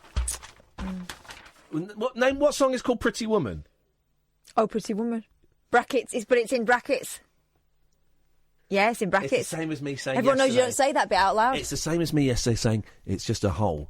Why do they put... This is what I don't get. Why do they like put... the man who shot Liberty Valance. Why do they put...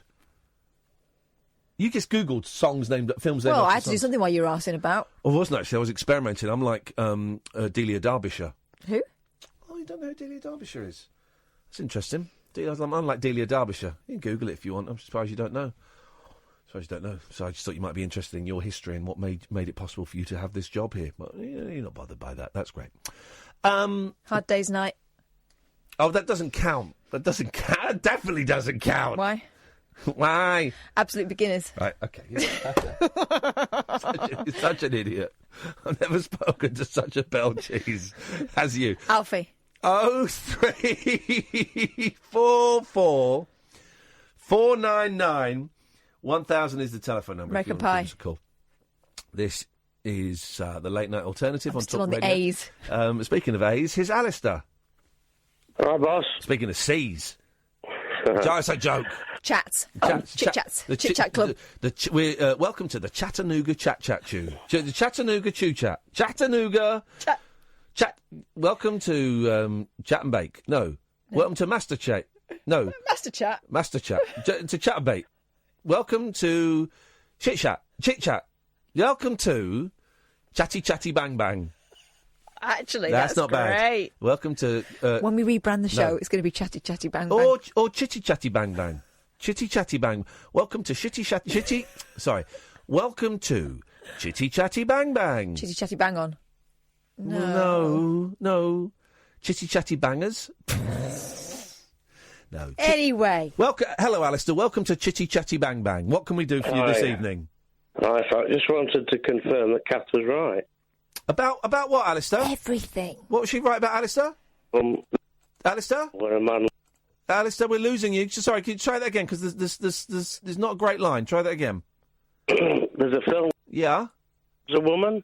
Yeah.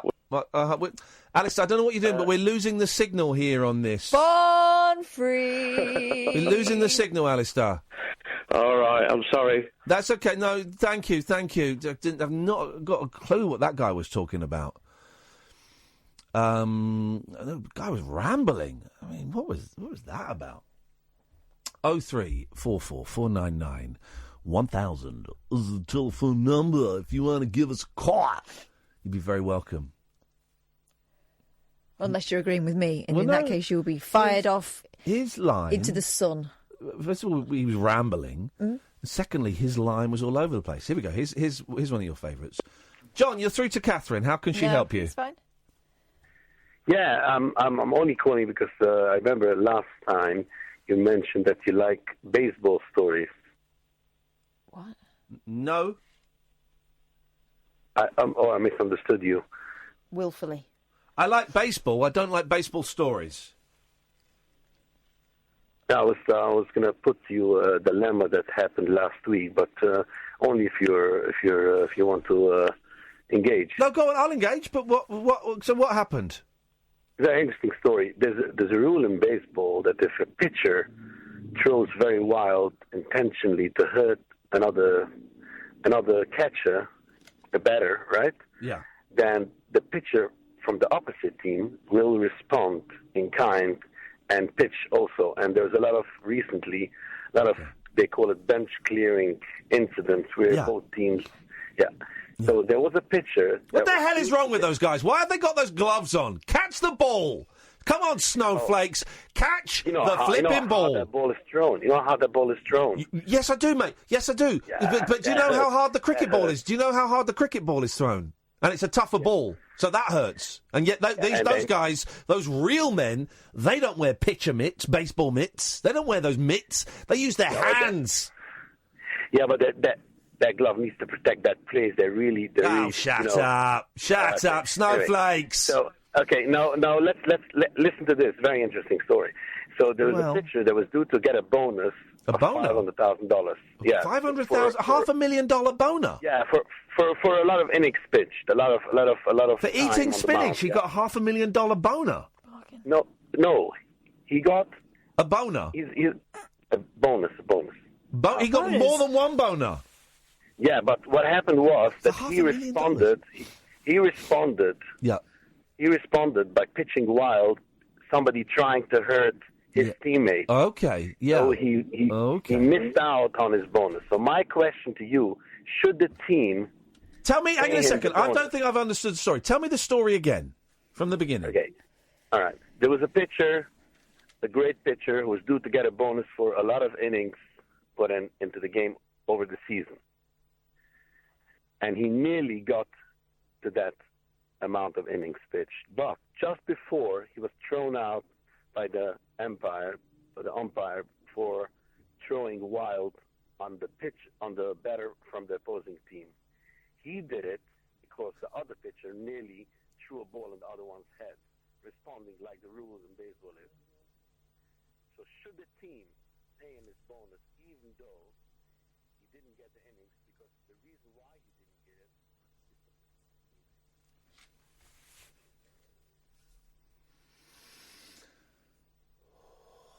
That's so much better. Let's go to the news. The Late Night Alternative with Iain Lee on Talk Radio. We have ways of making you talk.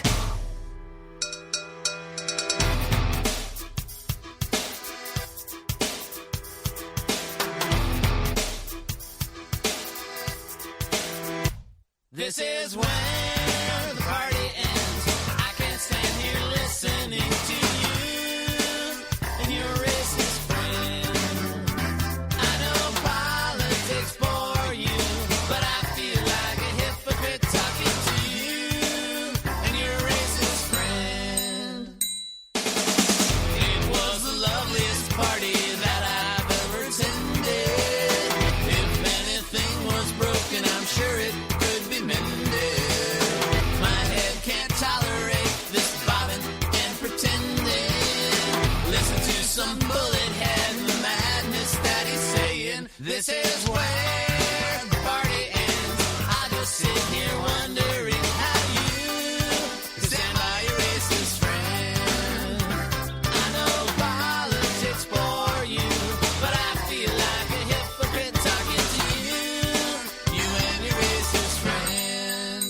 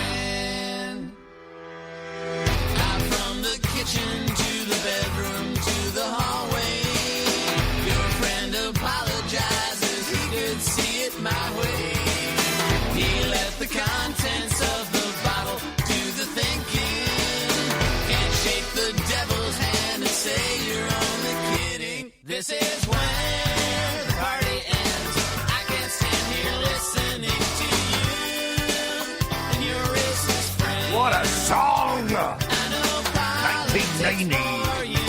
But I feel like a hypocrite.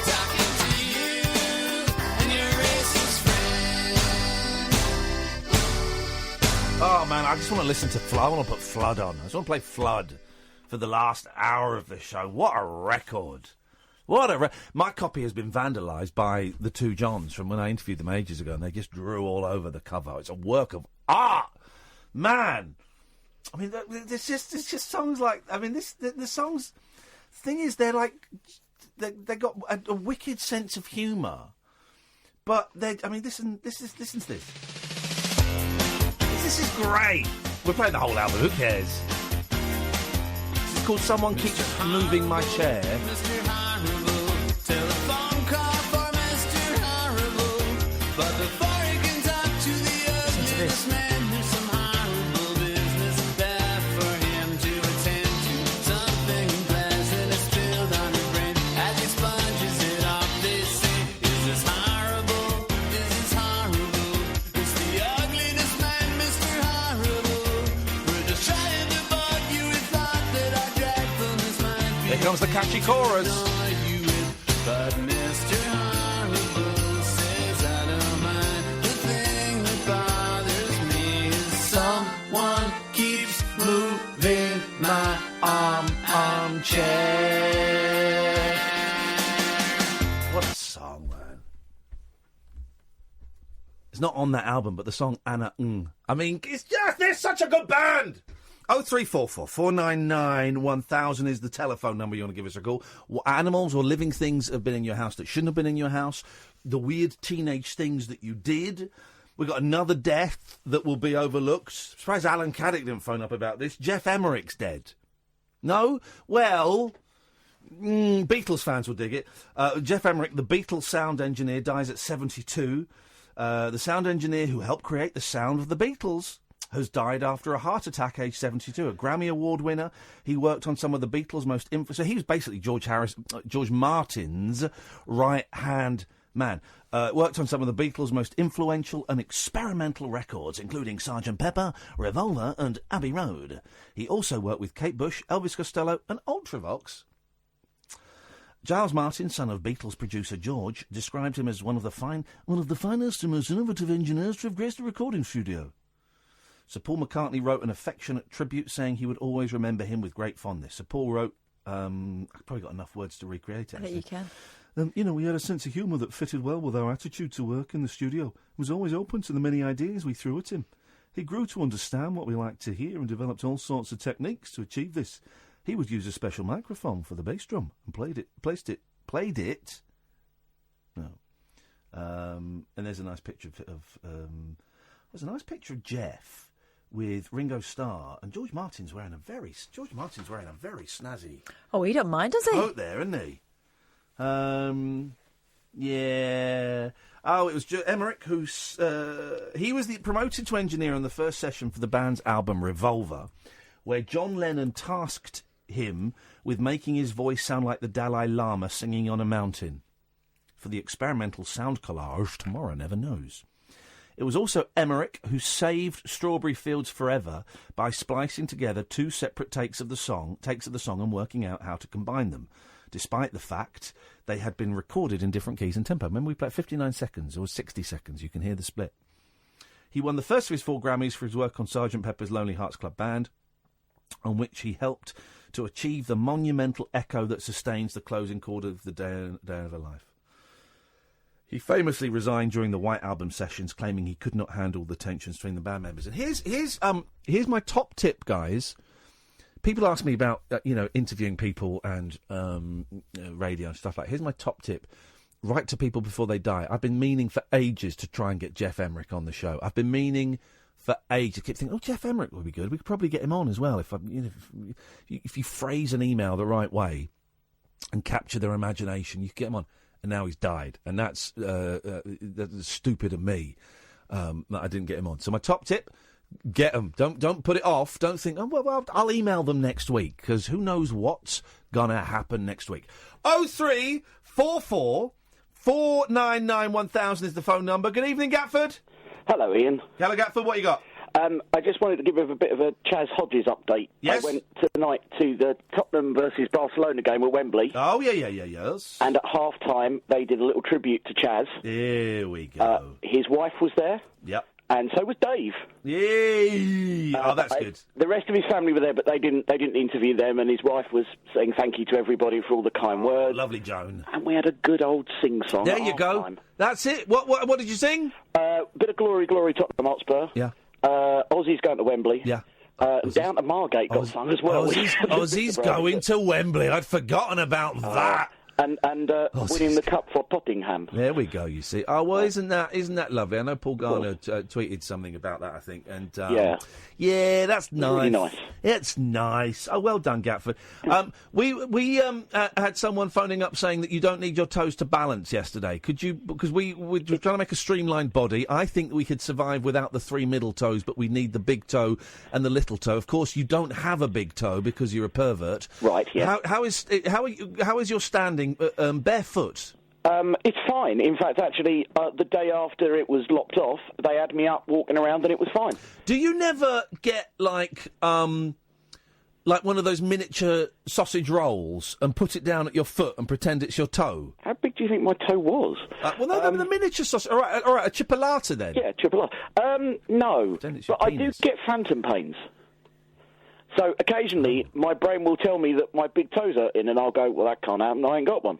Well, the only thing you can do to stop that is to have the brain removed. Oh. Can you buy... I genuinely think of this. In fact, I'm going to go on eBay now. Okay. I want a brain in a jar. Can't sell body parts in there anymore. Oh, you're joking. You just want that, like the Steve Martin film, didn't you? The Man with Two Brains, just to have one in a jar. Exactly what I want. Well, I need to go... Someone needs to hook me up onto the dark web. What's the website for the dark web? Because I want a brain in a jar, and I want it now. If you just Google dark web, it'll get you on there, won't it? All right, I will do that, Gatford. Thank you very much indeed. 03444991000. Let's type in brain in jar. Then we click the button. I've only just started clicking recently, and I enjoy it. Shopping. Let's have a little look. Brain in a jar necklace for £321 from Etsy. Get stuffed. Jesus, someone's making a fortune with these little... I know, I want a real... I don't want a T-shirt. Oh, that's quite clever. It doesn't work, though. It's a hat that you can wear that makes it look like your brain is poking out through the top of your head. Good in one. A jar. Brain in a jar wall tapestry. Brain in a jar made out of wool. No. Can someone get me a brain in a jar, please? That would be great. Good evening, Carol. Hello. Oh, Carol, I am but a fool. I know that. Oh, cheeky monkey. Cheeky monkey. She was ready for that. She was ready. She pwned me. What you got for us, Kazza? Because I thought ages ago you were talking about animals in your house. Yes. Not so long ago. Yes. I have had quite a lot of experience of animals in my house. What have you done? Well, it's partly because I've had a couple of psychopathic cats. Yeah.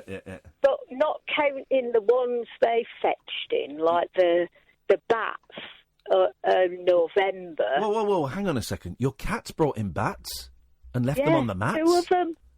No, in the kitchen. I opened the kitchen door. It's dark, and I could hear this like screeching noise. No! And there was these 2 things flying about into the window. Hang on a second. I've just seen what you've retweeted. Hang on, Carol. Carol, hang on. Catherine, what have you just retweeted from Tony Robinson? Sir Tony Robinson. Sorry. Is in Queensland at the moment, filming. Yeah. And he's just tweeted this picture, and it says, Baby Roo in the sitting room, Queensland, Australia, and it's the most adorable little Joey. He's got a baby Roo in his living room, and you've got bats in your kitchen, Carol. Go on, sorry, carry on.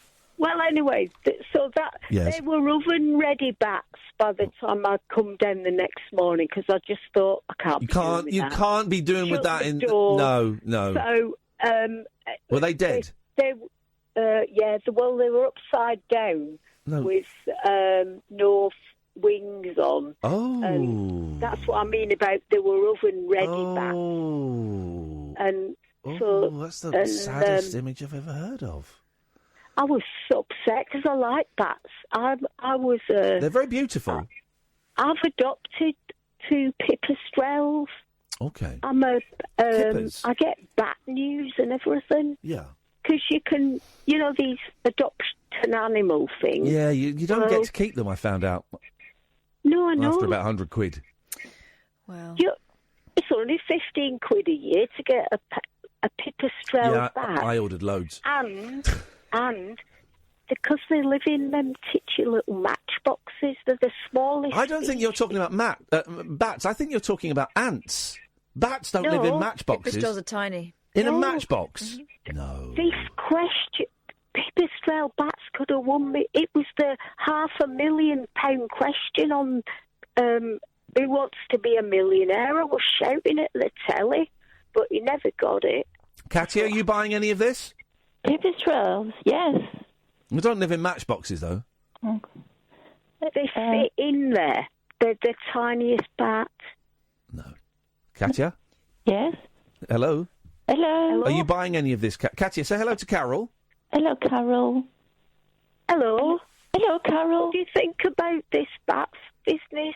The bat business? Yeah, there's fruit bats. They live in a tree in Australia. Vampire bats.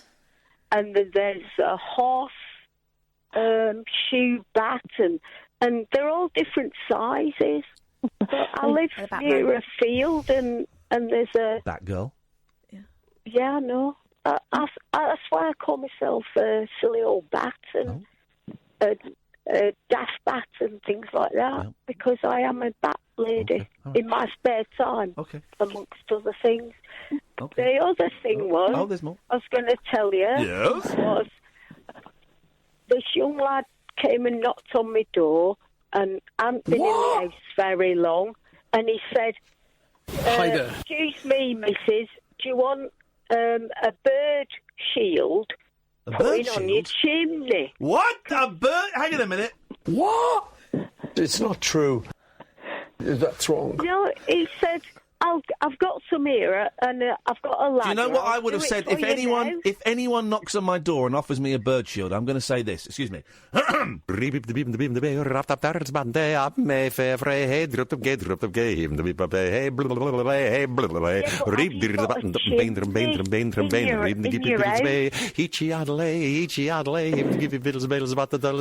the thing. I don't have a chimney in my house. No, I have it outside of my house. Well, you put them on the top of a chimney pot, and then the birds don't fall down the chimney and burn the gum on the fire. I know what it is. Well, I didn't have any problems until I got the bird-proof chimney thing. Losing the will to live here. Yes. And then a bird started making a nest. Is there any way of making this story less than 5 hours long? Did you get them? Just filling in. No, because the birds kept falling through because they couldn't get out. Okay. Because he'd put the bird cage on the chimney and the mummy bird squeezed through the gaps in this wire so it was pointless. thing. I hope you killed that child that did that. Well, thank you and for... I had 4 little baby starlings that fell out the nest. Delicious. And came down and they flew all over the place. And oh, no! 27 Shut up! Yes? On a warm day, left the door open. God, I want to fall down the chimney. Watching the telly, and Brilliant. I thought, great call. There's a lot of frogs hopping about in here. She's onto frogs now. Okay. So that's great. The creatures Beautiful. that I wasn't expecting. Thank you, Carol, for your call. Well, I'm trying to fill in, the time, because I'm getting fed up with all this rabbiting and you talking about all sorts of films and It's the show! What is wrong with everybody? The show is me rabbiting! She doesn't like the bits that she's not in. Unbelievable! The show is me rabbiting! It's all. That's what the show is, you muppet! No, just don't bat if you don't mind. Thanks very much for your call, Carol. Lots of people on Twitter getting angry. I shouted at someone. 0344 499 1000. This is Talk Radio.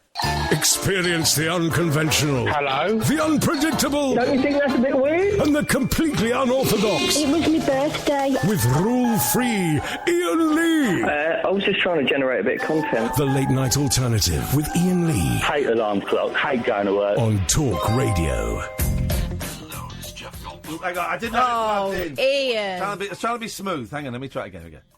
Hello, this is Jeff Goldblum, and I have the good fortune to appear, if that's what you call it. It's radio, of course, but it's Late Night Alternative with Iain and Kath. The great Iain and Kath. There we go. That's Jeff Goldblum, guys. Saying our names. For the technical geeks, I'd run out of memory on my Zoom, and I recorded that on my phone. Use the voice memo. If you got nothing else, the BBC used to broadcast the stuff that we recorded on our phones. Perfectly good. Perfectly good. If you've got nothing else, you record stuff on your iPhone. You never know. Katya, good evening, Katya. So nice. It's so nice to. How do you say in English? To talk to you in the evening. Yes. Good evening. It's a bit of a shame that I couldn't talk to Carol. It's a shame nobody could talk to her. She wasn't listening. She only wanted to do her monologue. Couldn't get a word in edgeway. I was hoping that you were going to be able to talk to her. But can we get a word in edgeway here? You keep out of this. But she didn't want to talk to any. She didn't want to talk to anyone. She wanted to talk at people. Yeah, because I'll still get abuse on Twitter. That's fine. One of the topics. My mum, she's got bats in the belfry in her house. Can I just say something, by the way? Who the hell is Ginger Baker? Well, we'll find out next week when I go and interview his daughter, Nettie. There we go. So I'm going to be interviewing Ginger Baker's daughter. I'm going to go around to her house and interview her. And I'll say... Who the hell is Ginger Baker? I don't know. Who is she? Sorry? Who is what? Okay. Continuez-vous, s'il vous plaît. And, Please do it. I formulated a question, which was... Yeah, baby. They songs with parentheses, and I don't know. That's a good question. What? Say it again. You said... Yeah. Why are there songs with parentheses? No, I didn't. I said, no, I didn't. I said, why have some songs got brackets in? I wasn't talking about your parents or anything like that, weirdo. Why have some songs got brackets in? Come on. Get with the programme, woman. What's the answer? Because I don't know. Do you know? No, I don't know. And I always think it's weird. I always get uncomfortable, right? Like the Prince way of spelling songs and the Slade way of spelling songs, the fractured spelling. I dig that. That's funny. It's cute. It's great. Nothing compares to you. All right, fine. It kind of invented... Slade invented TextSpeak and Prince stole it and ran with it, and then the TextSpeak came along. Then... there was a point I was trying to make, and I got sidetracked by Prince, as we all did. But you don't know 90s. about the brackets. Oh, no, and I don't like it in songs when...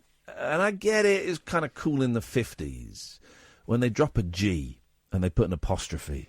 Rocking around the clock. Rocking around the clock. Although I think it is rocking around the clock. Actually, it's called Rock Around the Clock. Oh, yeah. Going down. There's loads. They drop the G and they put an apostrophe. I think, all right, guys. I'm all for rebellion. I'm all for rebellion. But let's try and follow the rules of grammar. But then the bracket thing. Yeah. The Monkeys one I can think of. Brackets. I'm not your bracket stepping stone.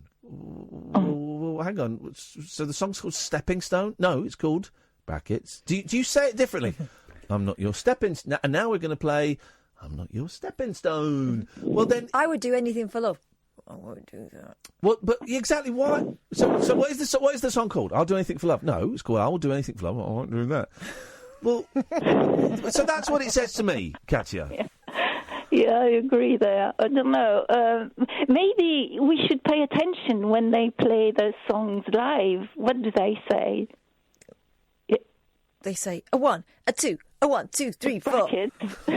Open bracket.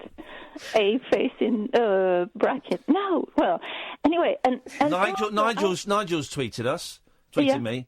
Hi, Ian. Exactly. What is the software you use for the sound bites? I know you use Phonebox and your playout is Myriad, but is it the hotkeys on Myriad you use for the sound bites? Well, I tell you what, Nigel. Why don't you ask your boyfriend Catherine? Catherine, do you want to answer that one? Your girlfriend Nigel. None of your business. I don't even know what trade secrets. When people start talking about the playout system, I don't know. But Myriad? He's talking about your clips. I know, but he's showing off about Myriad. And ever since... Here's the thing, yeah. Nigel. Ever since you were rude about me, I've gone off you. I mean, that's as simple as that. Ever since you said I didn't know how to do radio, and Kath does, and Kath does, but so do I, that clicking the pen lid off and on was a great competition. And ever since you were rude, Nigel, I kind of just, and that's silly of me, it's churlish, but that's just the way it is. Sorry, Katya, what were you calling in about? Have we got to the point? Cause apart from that, I wanted to know, apart from Theo Usherwood and probably Paul Scoins, I don't know if he goes there, who goes to party conferences? I've been to party conferences. Paul Scoins doesn't go. Paul Scoins doesn't go anymore. I've been. Yeah. I went for the 11 o'clock show. What happens there? We filmed some hilariously rude videos. Now, I remember the Lib Dems called me Laneley. They drink a lot. It's boring. It's boring. It's basically it's 3 days of people giving talks, and the hall is empty for a lot of them, except for like the big ones. And there are stalls, lots of stalls around that are trying to sell you fringe groups. That's how I remember it. Mm-hmm. The Tory one, I found the very dark vibe. Mm-hmm. Lib Dems was okay. They're just boring, just really boring. It's boring. It's a works outing for dickheads, basically. Someone said, I think it's beautiful, it's where the human souls go to die. I think that's right. We've got a tweet. Oh, my God, Katya is on. Can you talk to her about having Anusol over the counter traumatised? Pardon? Does anyone know what James Dundon is on about? I'm going to report him to Twitter for sexual arousal. Yeah.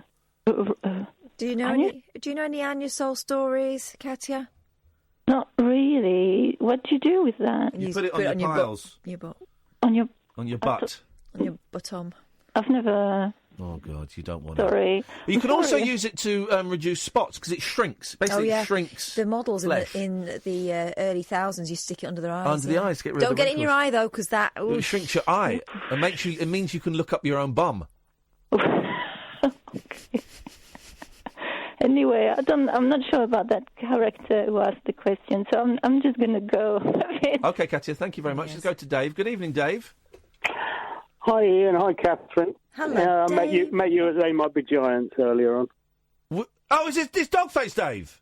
Yeah. You say that as though we... No, hang on a minute. Hang on, I have a bone to pick with you. You say that as though we've never met before. We've met a few times. Oh, yeah. And both of us... But not by pointing at each other like... Here's the thing, right? Dave has come to a few events that we've done. I think you came to the podcast thing we did in King's Cross. Yeah, King's Place, King's Place. And we at the Chaz and Dave concert at the Royal Albert Hall, I kind of nudged Kath and went, is that... Because we met once, and I'm terrible with faces, and I said, is that Dave, the guy that tweets us? And you went... Well, I think it is, but I'm not sure. And neither of us were sure. And you were sat, really close to us. You had, front row seats, second row seats or something.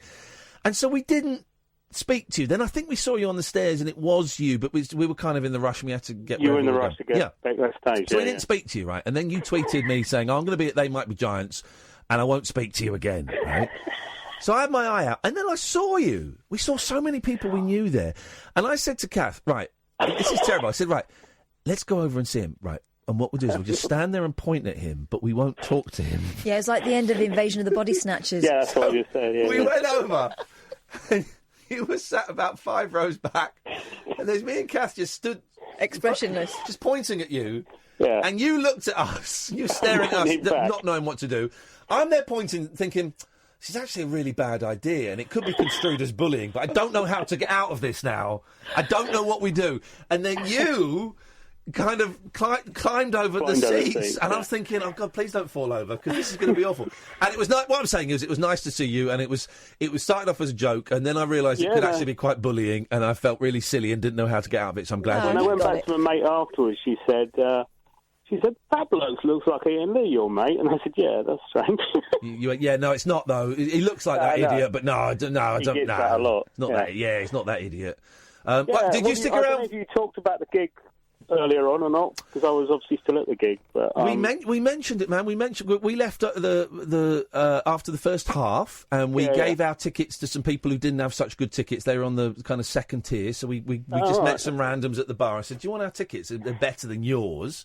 Mm-hmm. We loved it, man. I was saying I haven't cheered and laughed in equal measure at a pop rock concert. I don't think I ever have cheered and laughed in equal measure. It was funny. It was stupid. Man alive, the voices, those voices, and it was a joy. It was a joy. The wonderful Jazz Odyssey improvised piece at the end was great. We were thrilled that we got Birdhouse in Your Soul. We were certain that was going to be an encore, so we got that. Oh, Racist Friend, it was great, man. What about you? Did you enjoy it? Yeah. I've seen them tons of times, but that was one of the best, I think. I really think they were great. And second half, what do we miss in the second half? Coming on at the end, obviously. And, what? Sorry, what? McCartney coming on at the end. Shut up! Don't you even dare! Don't you even? But I like the bit in the middle where they got us to be over enthusiastic about the two new songs. I thought that was genius. I thought that was absolutely genius. I love it. But the end was pretty special in that they did something I've never seen anyone do before, and they played "Hey DJ, I Thought We Had a Deal," and they put it out. They put it out as one of their few songs that has a fade on it. Yeah. So they played it with the fade. Oh, wow. As their last song, and then they sort of played it really quiet, and they started miming to them not playing it. Yeah. And then the lights went down, and that was it. Brilliant. I think they're so good. And Kath said something I thought was very apt. She went, well, this is what happened to all the 90s kids. We were all there. All the geeky, nerdy 90s kids that love They Might Be Giants were all there, and we all got old. We all put on weight, and we all got old. Yeah, pretty much. But it's a lovely vibe. I haven't been to see them for a few years. The last one was when they were doing the sock puppets. And it's just such a lovely vibe there, man. And John Flansburgh has emailed me tonight. I emailed him saying... I heard down the train on he wants to come and do bits and pieces on the show. And I'm sat here going, is this a wind-up? John Flansburgh wants to come and do bits and pieces on the show? So we're going to have more from them. But it was good. It was a good night. Kath had never seen them before and never been to the Barbican before, which is... I hadn't, so double whammy. Yeah. Strange old building. Yeah, I mean, it's really interesting. They played that song really early in the set and just like that. Okay, we'll get that out of the way. It's out of the way. It's what everyone's expecting it. You know we're going to do it. Let's get it. I thought that was a really, really bold move to just chuck that one out quite early on. But no, Barbican is a lovely venue. I love it because it's so 70s. The whole building, inside and out, and it just reminds me of school trips, and as Kath said, of multi-storey car parks. The foyer, it's like a 70s NCP. Yeah, that is true. I mean, I always find with They Might Be Giants gig, the thing you said about there being a lot of, laughing and cheering a lot, was you find yourself grinning. You've realised you've been grinning for the last 10 minutes or something, because it's just, and they just are joyous. And, in the second half they played Fingertips and, just to hear them do that, sort of, with everyone, anyone doesn't know about Fingertips. It's a song that's made out of 20 seconds and 10-second little bits and pieces. Oh, that's the one on the disc, well, the American disc, it's supposed to, randomly play, isn't it? Yeah, if you play at random, it just played little bits like, I'm having a heart attack, and bits and pieces. And see a load of people singing along to that, knowing every little change, was a real thrill. It was good, and I'm an idiot. Here's the truth. I'll tell you the truth, Dave, because no one's listening, right? I had a little wobble last week, of insecurity. And when I'm off, Kath is my cover, but when we're both off, who knows who the cover is? So I had a little wobble of insecurity last week, and I said to Kath over the weekend, we cannot take Wednesday night off, because... I don't know who's going to fill in. I don't know who's going to fill in, and I'm not feeling confident. We have to do the show. And Kath was like, well, I don't know if I agree, but if that's what you want to do, then that's what we'll do. So it was insecurity that kind of it was a little wobble that stopped me. You missed a very good joke, which I'll probably retell. They played Bonnaroo Festival about 10 years ago. Yeah.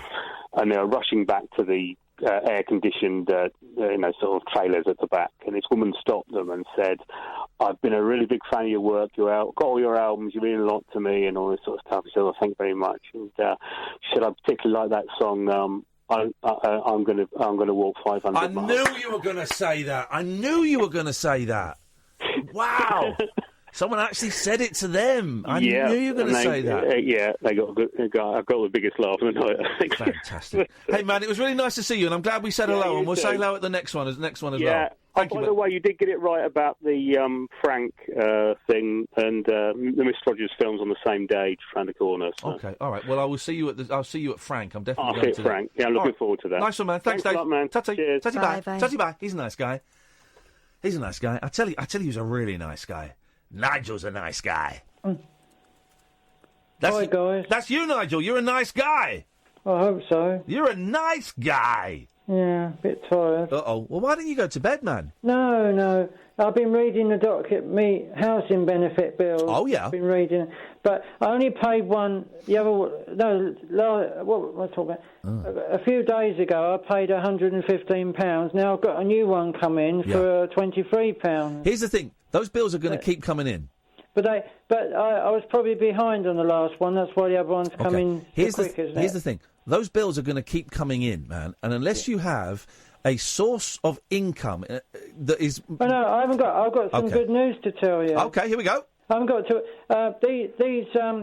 it's only once a month you have to pay that, the council tax, £23. That's not too bad, actually, because the other one, the £100 one's because it mounted up. Okay, But I got talking to the lady in charge of the council, because I was fed up with waiting for other people to help me. Yeah. And she said, I haven't got to pay any rent at all for at least a year. Any rent at all. Wowzers. Yeah, it's got because I'm getting support for it because of the bereavement. As I've just read the letter, because I've had a bereavement, I haven't got to pay any rent for a year. If that's what they say, that sounds very unusual. That sounds very unusual. That sounds very unusual to me. She told me today. I spoke to her on the phone. She said, then when I do pay rent, it's only going to be £12 a week because of my situation. Well, then, if that's true. Yeah. Then that's fantastic. The only thing I've got to worry about is the energy bills, which is everyone gets anyway. Everybody gets bills and taxes. I mean, the gas and electric, I'm paying £10 a week on each card, so I'm keeping that paid all the time. Okay, well, listen, that's good news. But the rent is good news. But that's what we don't need a breakdown of every bill. Yeah, because everyone's got bills, and at 20 to 1, that's when people are in bed going, "Oh man, bills." Something else, Ian. Is it about a bill? No, I forget the bills now because I'm happy that I got through to the lady in charge. You know, the lady in charge. Yeah, it was good, isn't it? I did all that myself. Well done, congratulazioni. What's the other thing, man? I bought an electronic drum kit for £24. Electronic drum kit, and you can put headphones on, and you can actually sing through the speakers of the drums as well. Well, that will stop disturbing the neighbours. Yeah. I'll Genius. I'll be able to play with headphones on, and it was originally about £40, but it was reduced to £24. Well, then, there you go. You've saved money. And it's all it's all on you lay it like a map. Yeah. It's like a thing you lay down flat, and it's got pads. Yeah. And the pads have got sensors, and you can fold it up and put it in. I know what you mean. It's not one of those full size drum kits, but it's very loud. Oh, yeah, it's as loud as a normal kit when you turn it up because of this. Does it sound like a normal kit? It sounds like a normal kit. Beautiful. You've got all the drums on these. Does it feel the same when you're bashing away? Does it feel the same? Because with the normal kit is you've got the bouncing of the sticks. That's what does it. Well. This one actually the drums sound realistic, very beautiful. realistic. Well, I'm very, very pleased for you, and I bet your neighbours are pleased. Well, I haven't tried it yet, but I've got in a moment. I'm going to try the headphones because I haven't had time. Well, I tell you what, can we listen to you playing the drums with your headphones on? No, I haven't got it here. It's tucked away. Okay. That was really cheap, though, wasn't it? £24 for electronic. I guess so. I don't know the going rate. That's great news, Nigel. And one more thing. Can I ask you one more thing I'm worried about? Okay. It's really important that you get me right on it. Well, here's the thing, Nigel. Nigel, listen. Here's the thing. You can ask us, but remember, we can't really give you advice about... Miley Cyrus you can. Oh, Miley Cyrus. You're not speaking to Miley Cyrus. Nigel, listen. If you're going to ask me something, are you going to listen to the answer? Yeah, of course, yeah. You're not speaking to Miley Cyrus on Facebook, and I know that you're talking about going to America with her. This person keeps on to me saying that Miley Cyrus is going to meet me in Maidstone, meet me in London. Well, that's not going to happen. She's going to meet me in London. That's not going to happen. I said I couldn't come to London. Then she said Nigel, let me stop you there. She asked me where I live. Nigel, let me stop you there. Yeah. You're not speaking with Miley Cyrus. I didn't think I was. You're not speaking with any... Nigel, are you going to listen, dude? Because you've asked for my advice, and so I'm going to give it to you, and I'm going to say... It gets on your nerves, doesn't it, when they keep on? It does get on your nerves when people keep on. I'm fed up with it all. Here's the thing, Nigel. You're not speaking to Miley Cyrus. No, I didn't think I was. You're not speaking to anyone connected with Miley Cyrus. But why do they keep pretending to be Because some people are really, really mean, man. Some people are mean, and they like to take advantage of nice people like you. They'll be asking me for money next, won't they?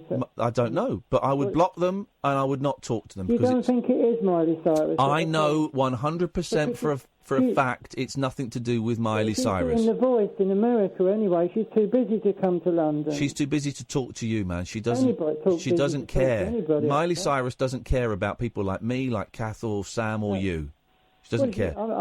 She's busy working, isn't she? She's very, very busy working. She hasn't got time for us. You know, The Voice, that programme The Voice in America. The person you're talking to is not Miley Cyrus and is not connected with Miley Cyrus. Asked for my address. Don't give it to him. She said, where's Don't give your address to anyone online, Nigel. Pardon? Don't give your address to anyone online. I wouldn't even give it. I'll tell you what, I wouldn't even give it to Miley Cyrus. No, it's good because you're not talking to Miley Cyrus. No, but I wouldn't give it to her anyway because it's private. Yeah, and also you're not. Well, that's it. There you go. It's private. It's private. You don't give your address out. Never give your address to. Because I said, if you're Miley Cyrus, why don't you ring me so I can hear your voice? But you gave her your phone number. Then they make an excuse up saying they can't make calls. Nigel, you are not. You have never spoken to Miley Cyrus. You have never spoken. I've got messages on her page that she's seen. Okay. Anyway, she knows where I live. No, this person didn't even know where I live, but Miley Cyrus knows where I live because of my messages on her page. Nigel, I'm going to say this one more time. Listen to what I'm going to say. You're going to hate it. Miley Cyrus does not know where you live. Miley Cyrus. It's on her page. Nigel, Miley Cyrus does not read her Facebook page. But she's seen Maidstone. Everyone's seen Maidstone on the map, haven't they? Miley Cyrus does not know where Maidstone is. Well, I put it down with her messages. Miley Cyrus does not read her Facebook page. She doesn't read it. She wants people to think. She doesn't read it. But she wants people to think that, though. She wants people to think that, but she doesn't read it. I'm not being too harsh here, Kath. No. She might be too busy to. She's too busy to look at her Facebook page. Miley Cyrus does not know who. You look at yours though with a tick, don't you? I've got 11,000 followers on Facebook, and I'm not that famous. She's probably got millions. Got several. You've got one with a tick. Yeah. Which is the highest one, isn't it? Yeah. And you've got other ones as well. Do you look at all of them? No, because I've only got two. I've got one with the tick, which is for the public page. And the one I left messages to you with before. There's another one, which is my private one, and then there's some people have set up some fake ones, and that's fine, right? Yeah. Other Cyrus does not know who you are. She does not know where you live. She does probably never heard of Maidstone. You have never spoken to Miley Cyrus, and you've never spoken to anyone.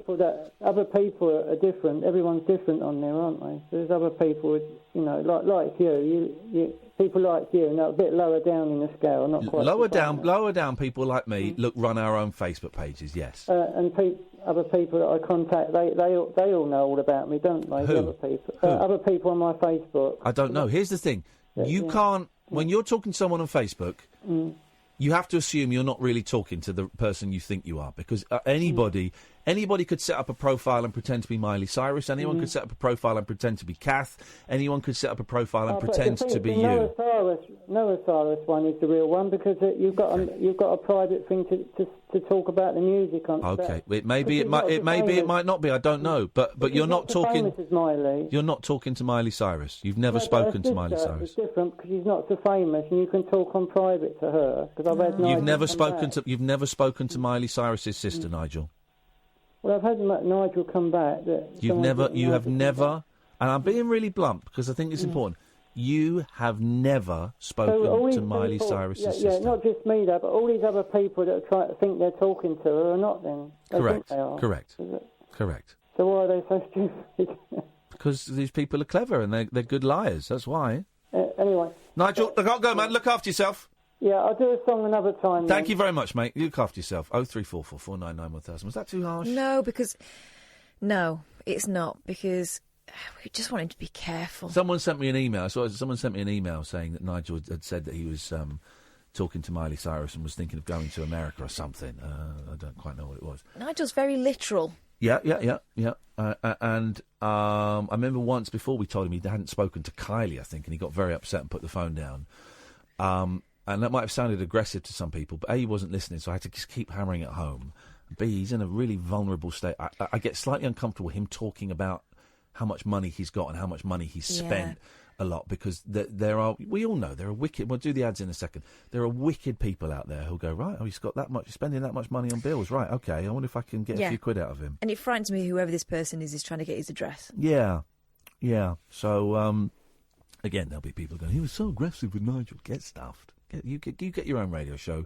You spend years building up an audience of people trusting you, and then you deal with it. All right? Thanks very much. The radio show for people who know the best part of the day is the night. The Late Night Alternative with Iain Lee. On Talk Radio. We'll get you talking.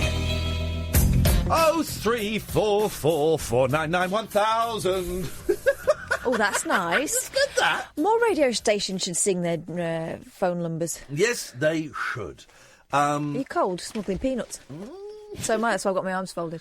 Here we go. So there's a new app on the old iPhone telephone. Mm-hmm. The measuring stick. The measurer. Tape measurer. And I only noticed it today because I updated me things. But I don't really understand how it works. So I'm going to measure... I'll stand up. OK, all right. I'm going to measure Kath. So we've got to turn the lights on, I think. Keep those on. No, on, you dickhead. Right, stand there. Right. So I'm going to measure you, and I think... So go like that. It says... There we go. Measuring you. Boom!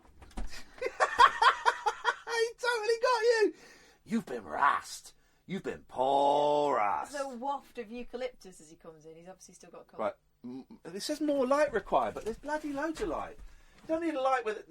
Put some light on put the Columbo interrogation on me. Hang on a minute. This is a new app. Have you know how to work this app? Right, here we go. Right, here we go. So I'm going to move. It says move. Continue to move the iPhone. So I'm moving the iPhone. Continue to move iPhone. All right. I want to measure. Here we go. Here we go. Right. Find a nearby surface to measure. Right. Me. You. All right. So I'm going to... This is the crappiest app. Right. All right. Let me measure the floor. Here we go. Got you. No. Listen. Yeah, let me measure the floor. If you can't measure people, there's no point in this app because we all know what everyone's going to measure first. Here we go. I'm measuring you. I've got you.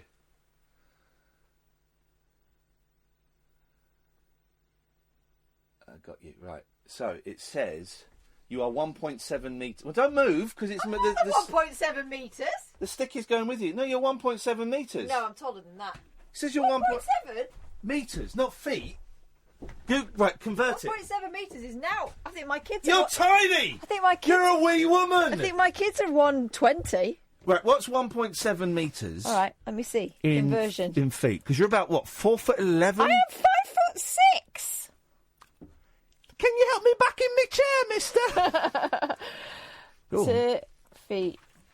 Right, here we go. 1.7 metres is 5'5". So you're right. So I'm no, right. I am not. Glamour girl Rhiannon Sugden sent her fans into meltdown when she revealed she'd used a new app on her iPhone to measure her boobs. Of course she has.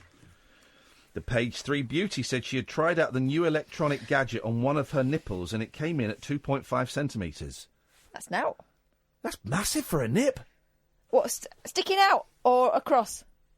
Right, circumference. I'm going to measure my nipple. You've got tiny nips. Measure. It's all the cat bites. That's made my nipple grow. Right. I'm not quite sure. I don't really know how it works, the app. That's a stupid app. The Measure app is a feature on Apple's new iOS 12 phone operating system. It's the most complicated app in the world. Look at that. Look at that peeping Tom. Look at you, dirty old... dirty old man. Come, I think he... the face! I think he prefers it through the glass. The face! it's better. I enjoy it more if I watch. I don't want to take part. That horrible bit in Frenzy when Barry McKenzie's going, lovely, lovely, lovely. I've not seen that film for years. No, but you used to sneak up on me and say that. I did. Lovely. That's a great Although film. I should alert you both that, as we know, serial killer behaviour escalates from, say, torturing animals, picking on children. The Boston Strangler began his career as a pervert known as the Measuring Man, who would go round houses in Boston and basically say, I'm from, like, the census or a survey thing, and can I just measure you? He wouldn't actually assault the women. He barely touched them. He'd often do their height, but it was a kind of manipulation control thing. So be very careful. Anyway, this app uses the iPhone's... I'll measure you in a minute, Paul. Uses the iPhone's camera to measure spaces or objects and allows users to electronically measure room sizes. God, that sounds like a fun app. Jeez. This lady tweeted, I wonder how many guys have measured their todgers with the new feet. Oh, I just measured my nipple, 2.5 centimetres, if you're wondering. And the message left her... she means across or out. The message left her fans drooling. Don't believe you. Need a picture to validate claim. They didn't say validate. I'm not sure I believe you. I think I may need to measure it myself. A third replied, we want proof. I think he swore then. That is what's known as a thirst trap. Is that right? Sorry? I'm looking at Sam. Yeah. Thirst trap. What does that mean? When you put a tweet out just deliberately to provoke that pervy reaction. Okay, a horny like, tweet. I don't know about these shoes. A drool magnet. Yeah, I don't know about these shoes. Do you? Those pictures. Do the seams on my stockings look good to you? Thirst trap. Although Sam has disconcerted me tonight. I'm very rarely paranoid about my ablutions. I'm fairly clean, I like to think. Oh, very clean man. Although I did earlier on, I had a chicken jalfrezi, so I double brushed the teeth. Yes. Did a bit of a mouthwash rinse, had some chewing gum in the car, had a cough sweet. Yeah. I lurked behind your senior producer, Sam, who asked me had I been eating a Scotch egg. Ooh. What is the aroma of Scotch egg? That's a very specific smell. It's not fresh, is it? It's a concatenation of all the different things I may have eaten has come out of Scotch egg. Can I just say, well done for sneaking that diss past Catherine without her noticing. I heard it. It's all noted. What is on your show tonight, Paul? Never upset the technical geniuses. No, that's the thing, isn't it? You know, yeah. Or Sam. There we go. Look, the mic's gone. What did you say, Kath? Do you share my mic, Kath? She won't talk now. Look, go on. On the show tonight, we are talking about a fantastic amateur botanist. He's mainly a photographer. He decided he's from Fareham in Surrey, or Sussex way, and he said, look, I'm going to go somewhere really remote and wild and get some photographs and just see how it pans out for me. He went to Papua New Guinea, as you don't, took some random snaps in the trees, came back, got them developed, or whatever happens with digital images. Come on, man. He sent to Snappy Snaps, where George Michael crashed in, and then got that. He said, what's that in the trees? Sent it back to a university in Papua New Guinea. It's a tree kangaroo thought extinct for 90 years. Now, a kangaroo that lives in a tree? There are some on mainland Australia that have survived. Wow. Because marsupials get everywhere, as we know. But actually, this one was one that they thought was extinct. Papua New Guinea has had terrible depredations because of change of habitat and stuff. So we're talking about that. Also... Go on, you've got time. University of Reading have got not one but two professors they've given us for the show tonight, a professor of physics and professor of modern history, and the two have coincided and elided in a fantastic way, and it concerns Slough. Because in Slough, radio research data is held from around the Second World War. They knew that radio was the big communication thing. It was involved in radar. So they were constantly measuring, and they were bouncing waves off the ionosphere, which is the electrical field caused by the sun, OK? So they were punched and got all the data. Nobody knew what to do with it afterward, but they kept it. This professor of physics geniusly thought, hang on, I can do two things here. I've got these exact dated projections of the ionosphere, and we know when there were huge bombing waves, more bombs, I think 4 times the amount of bombs were dropped on Germany, Berlin and Dresden, than were dropped on Hiroshima. So they've coincided, they've kind of compared the days that Slough sent up these radio signal tests with bombings in Berlin, and the reverberations actually affected and weakened the electrical atmosphere around the planet from the Second World War. That's a story. It's a double professor show, you lucky people. Up your arse, Betchman. Rick, we haven't got time for you, mate. Sorry, man. That's the end.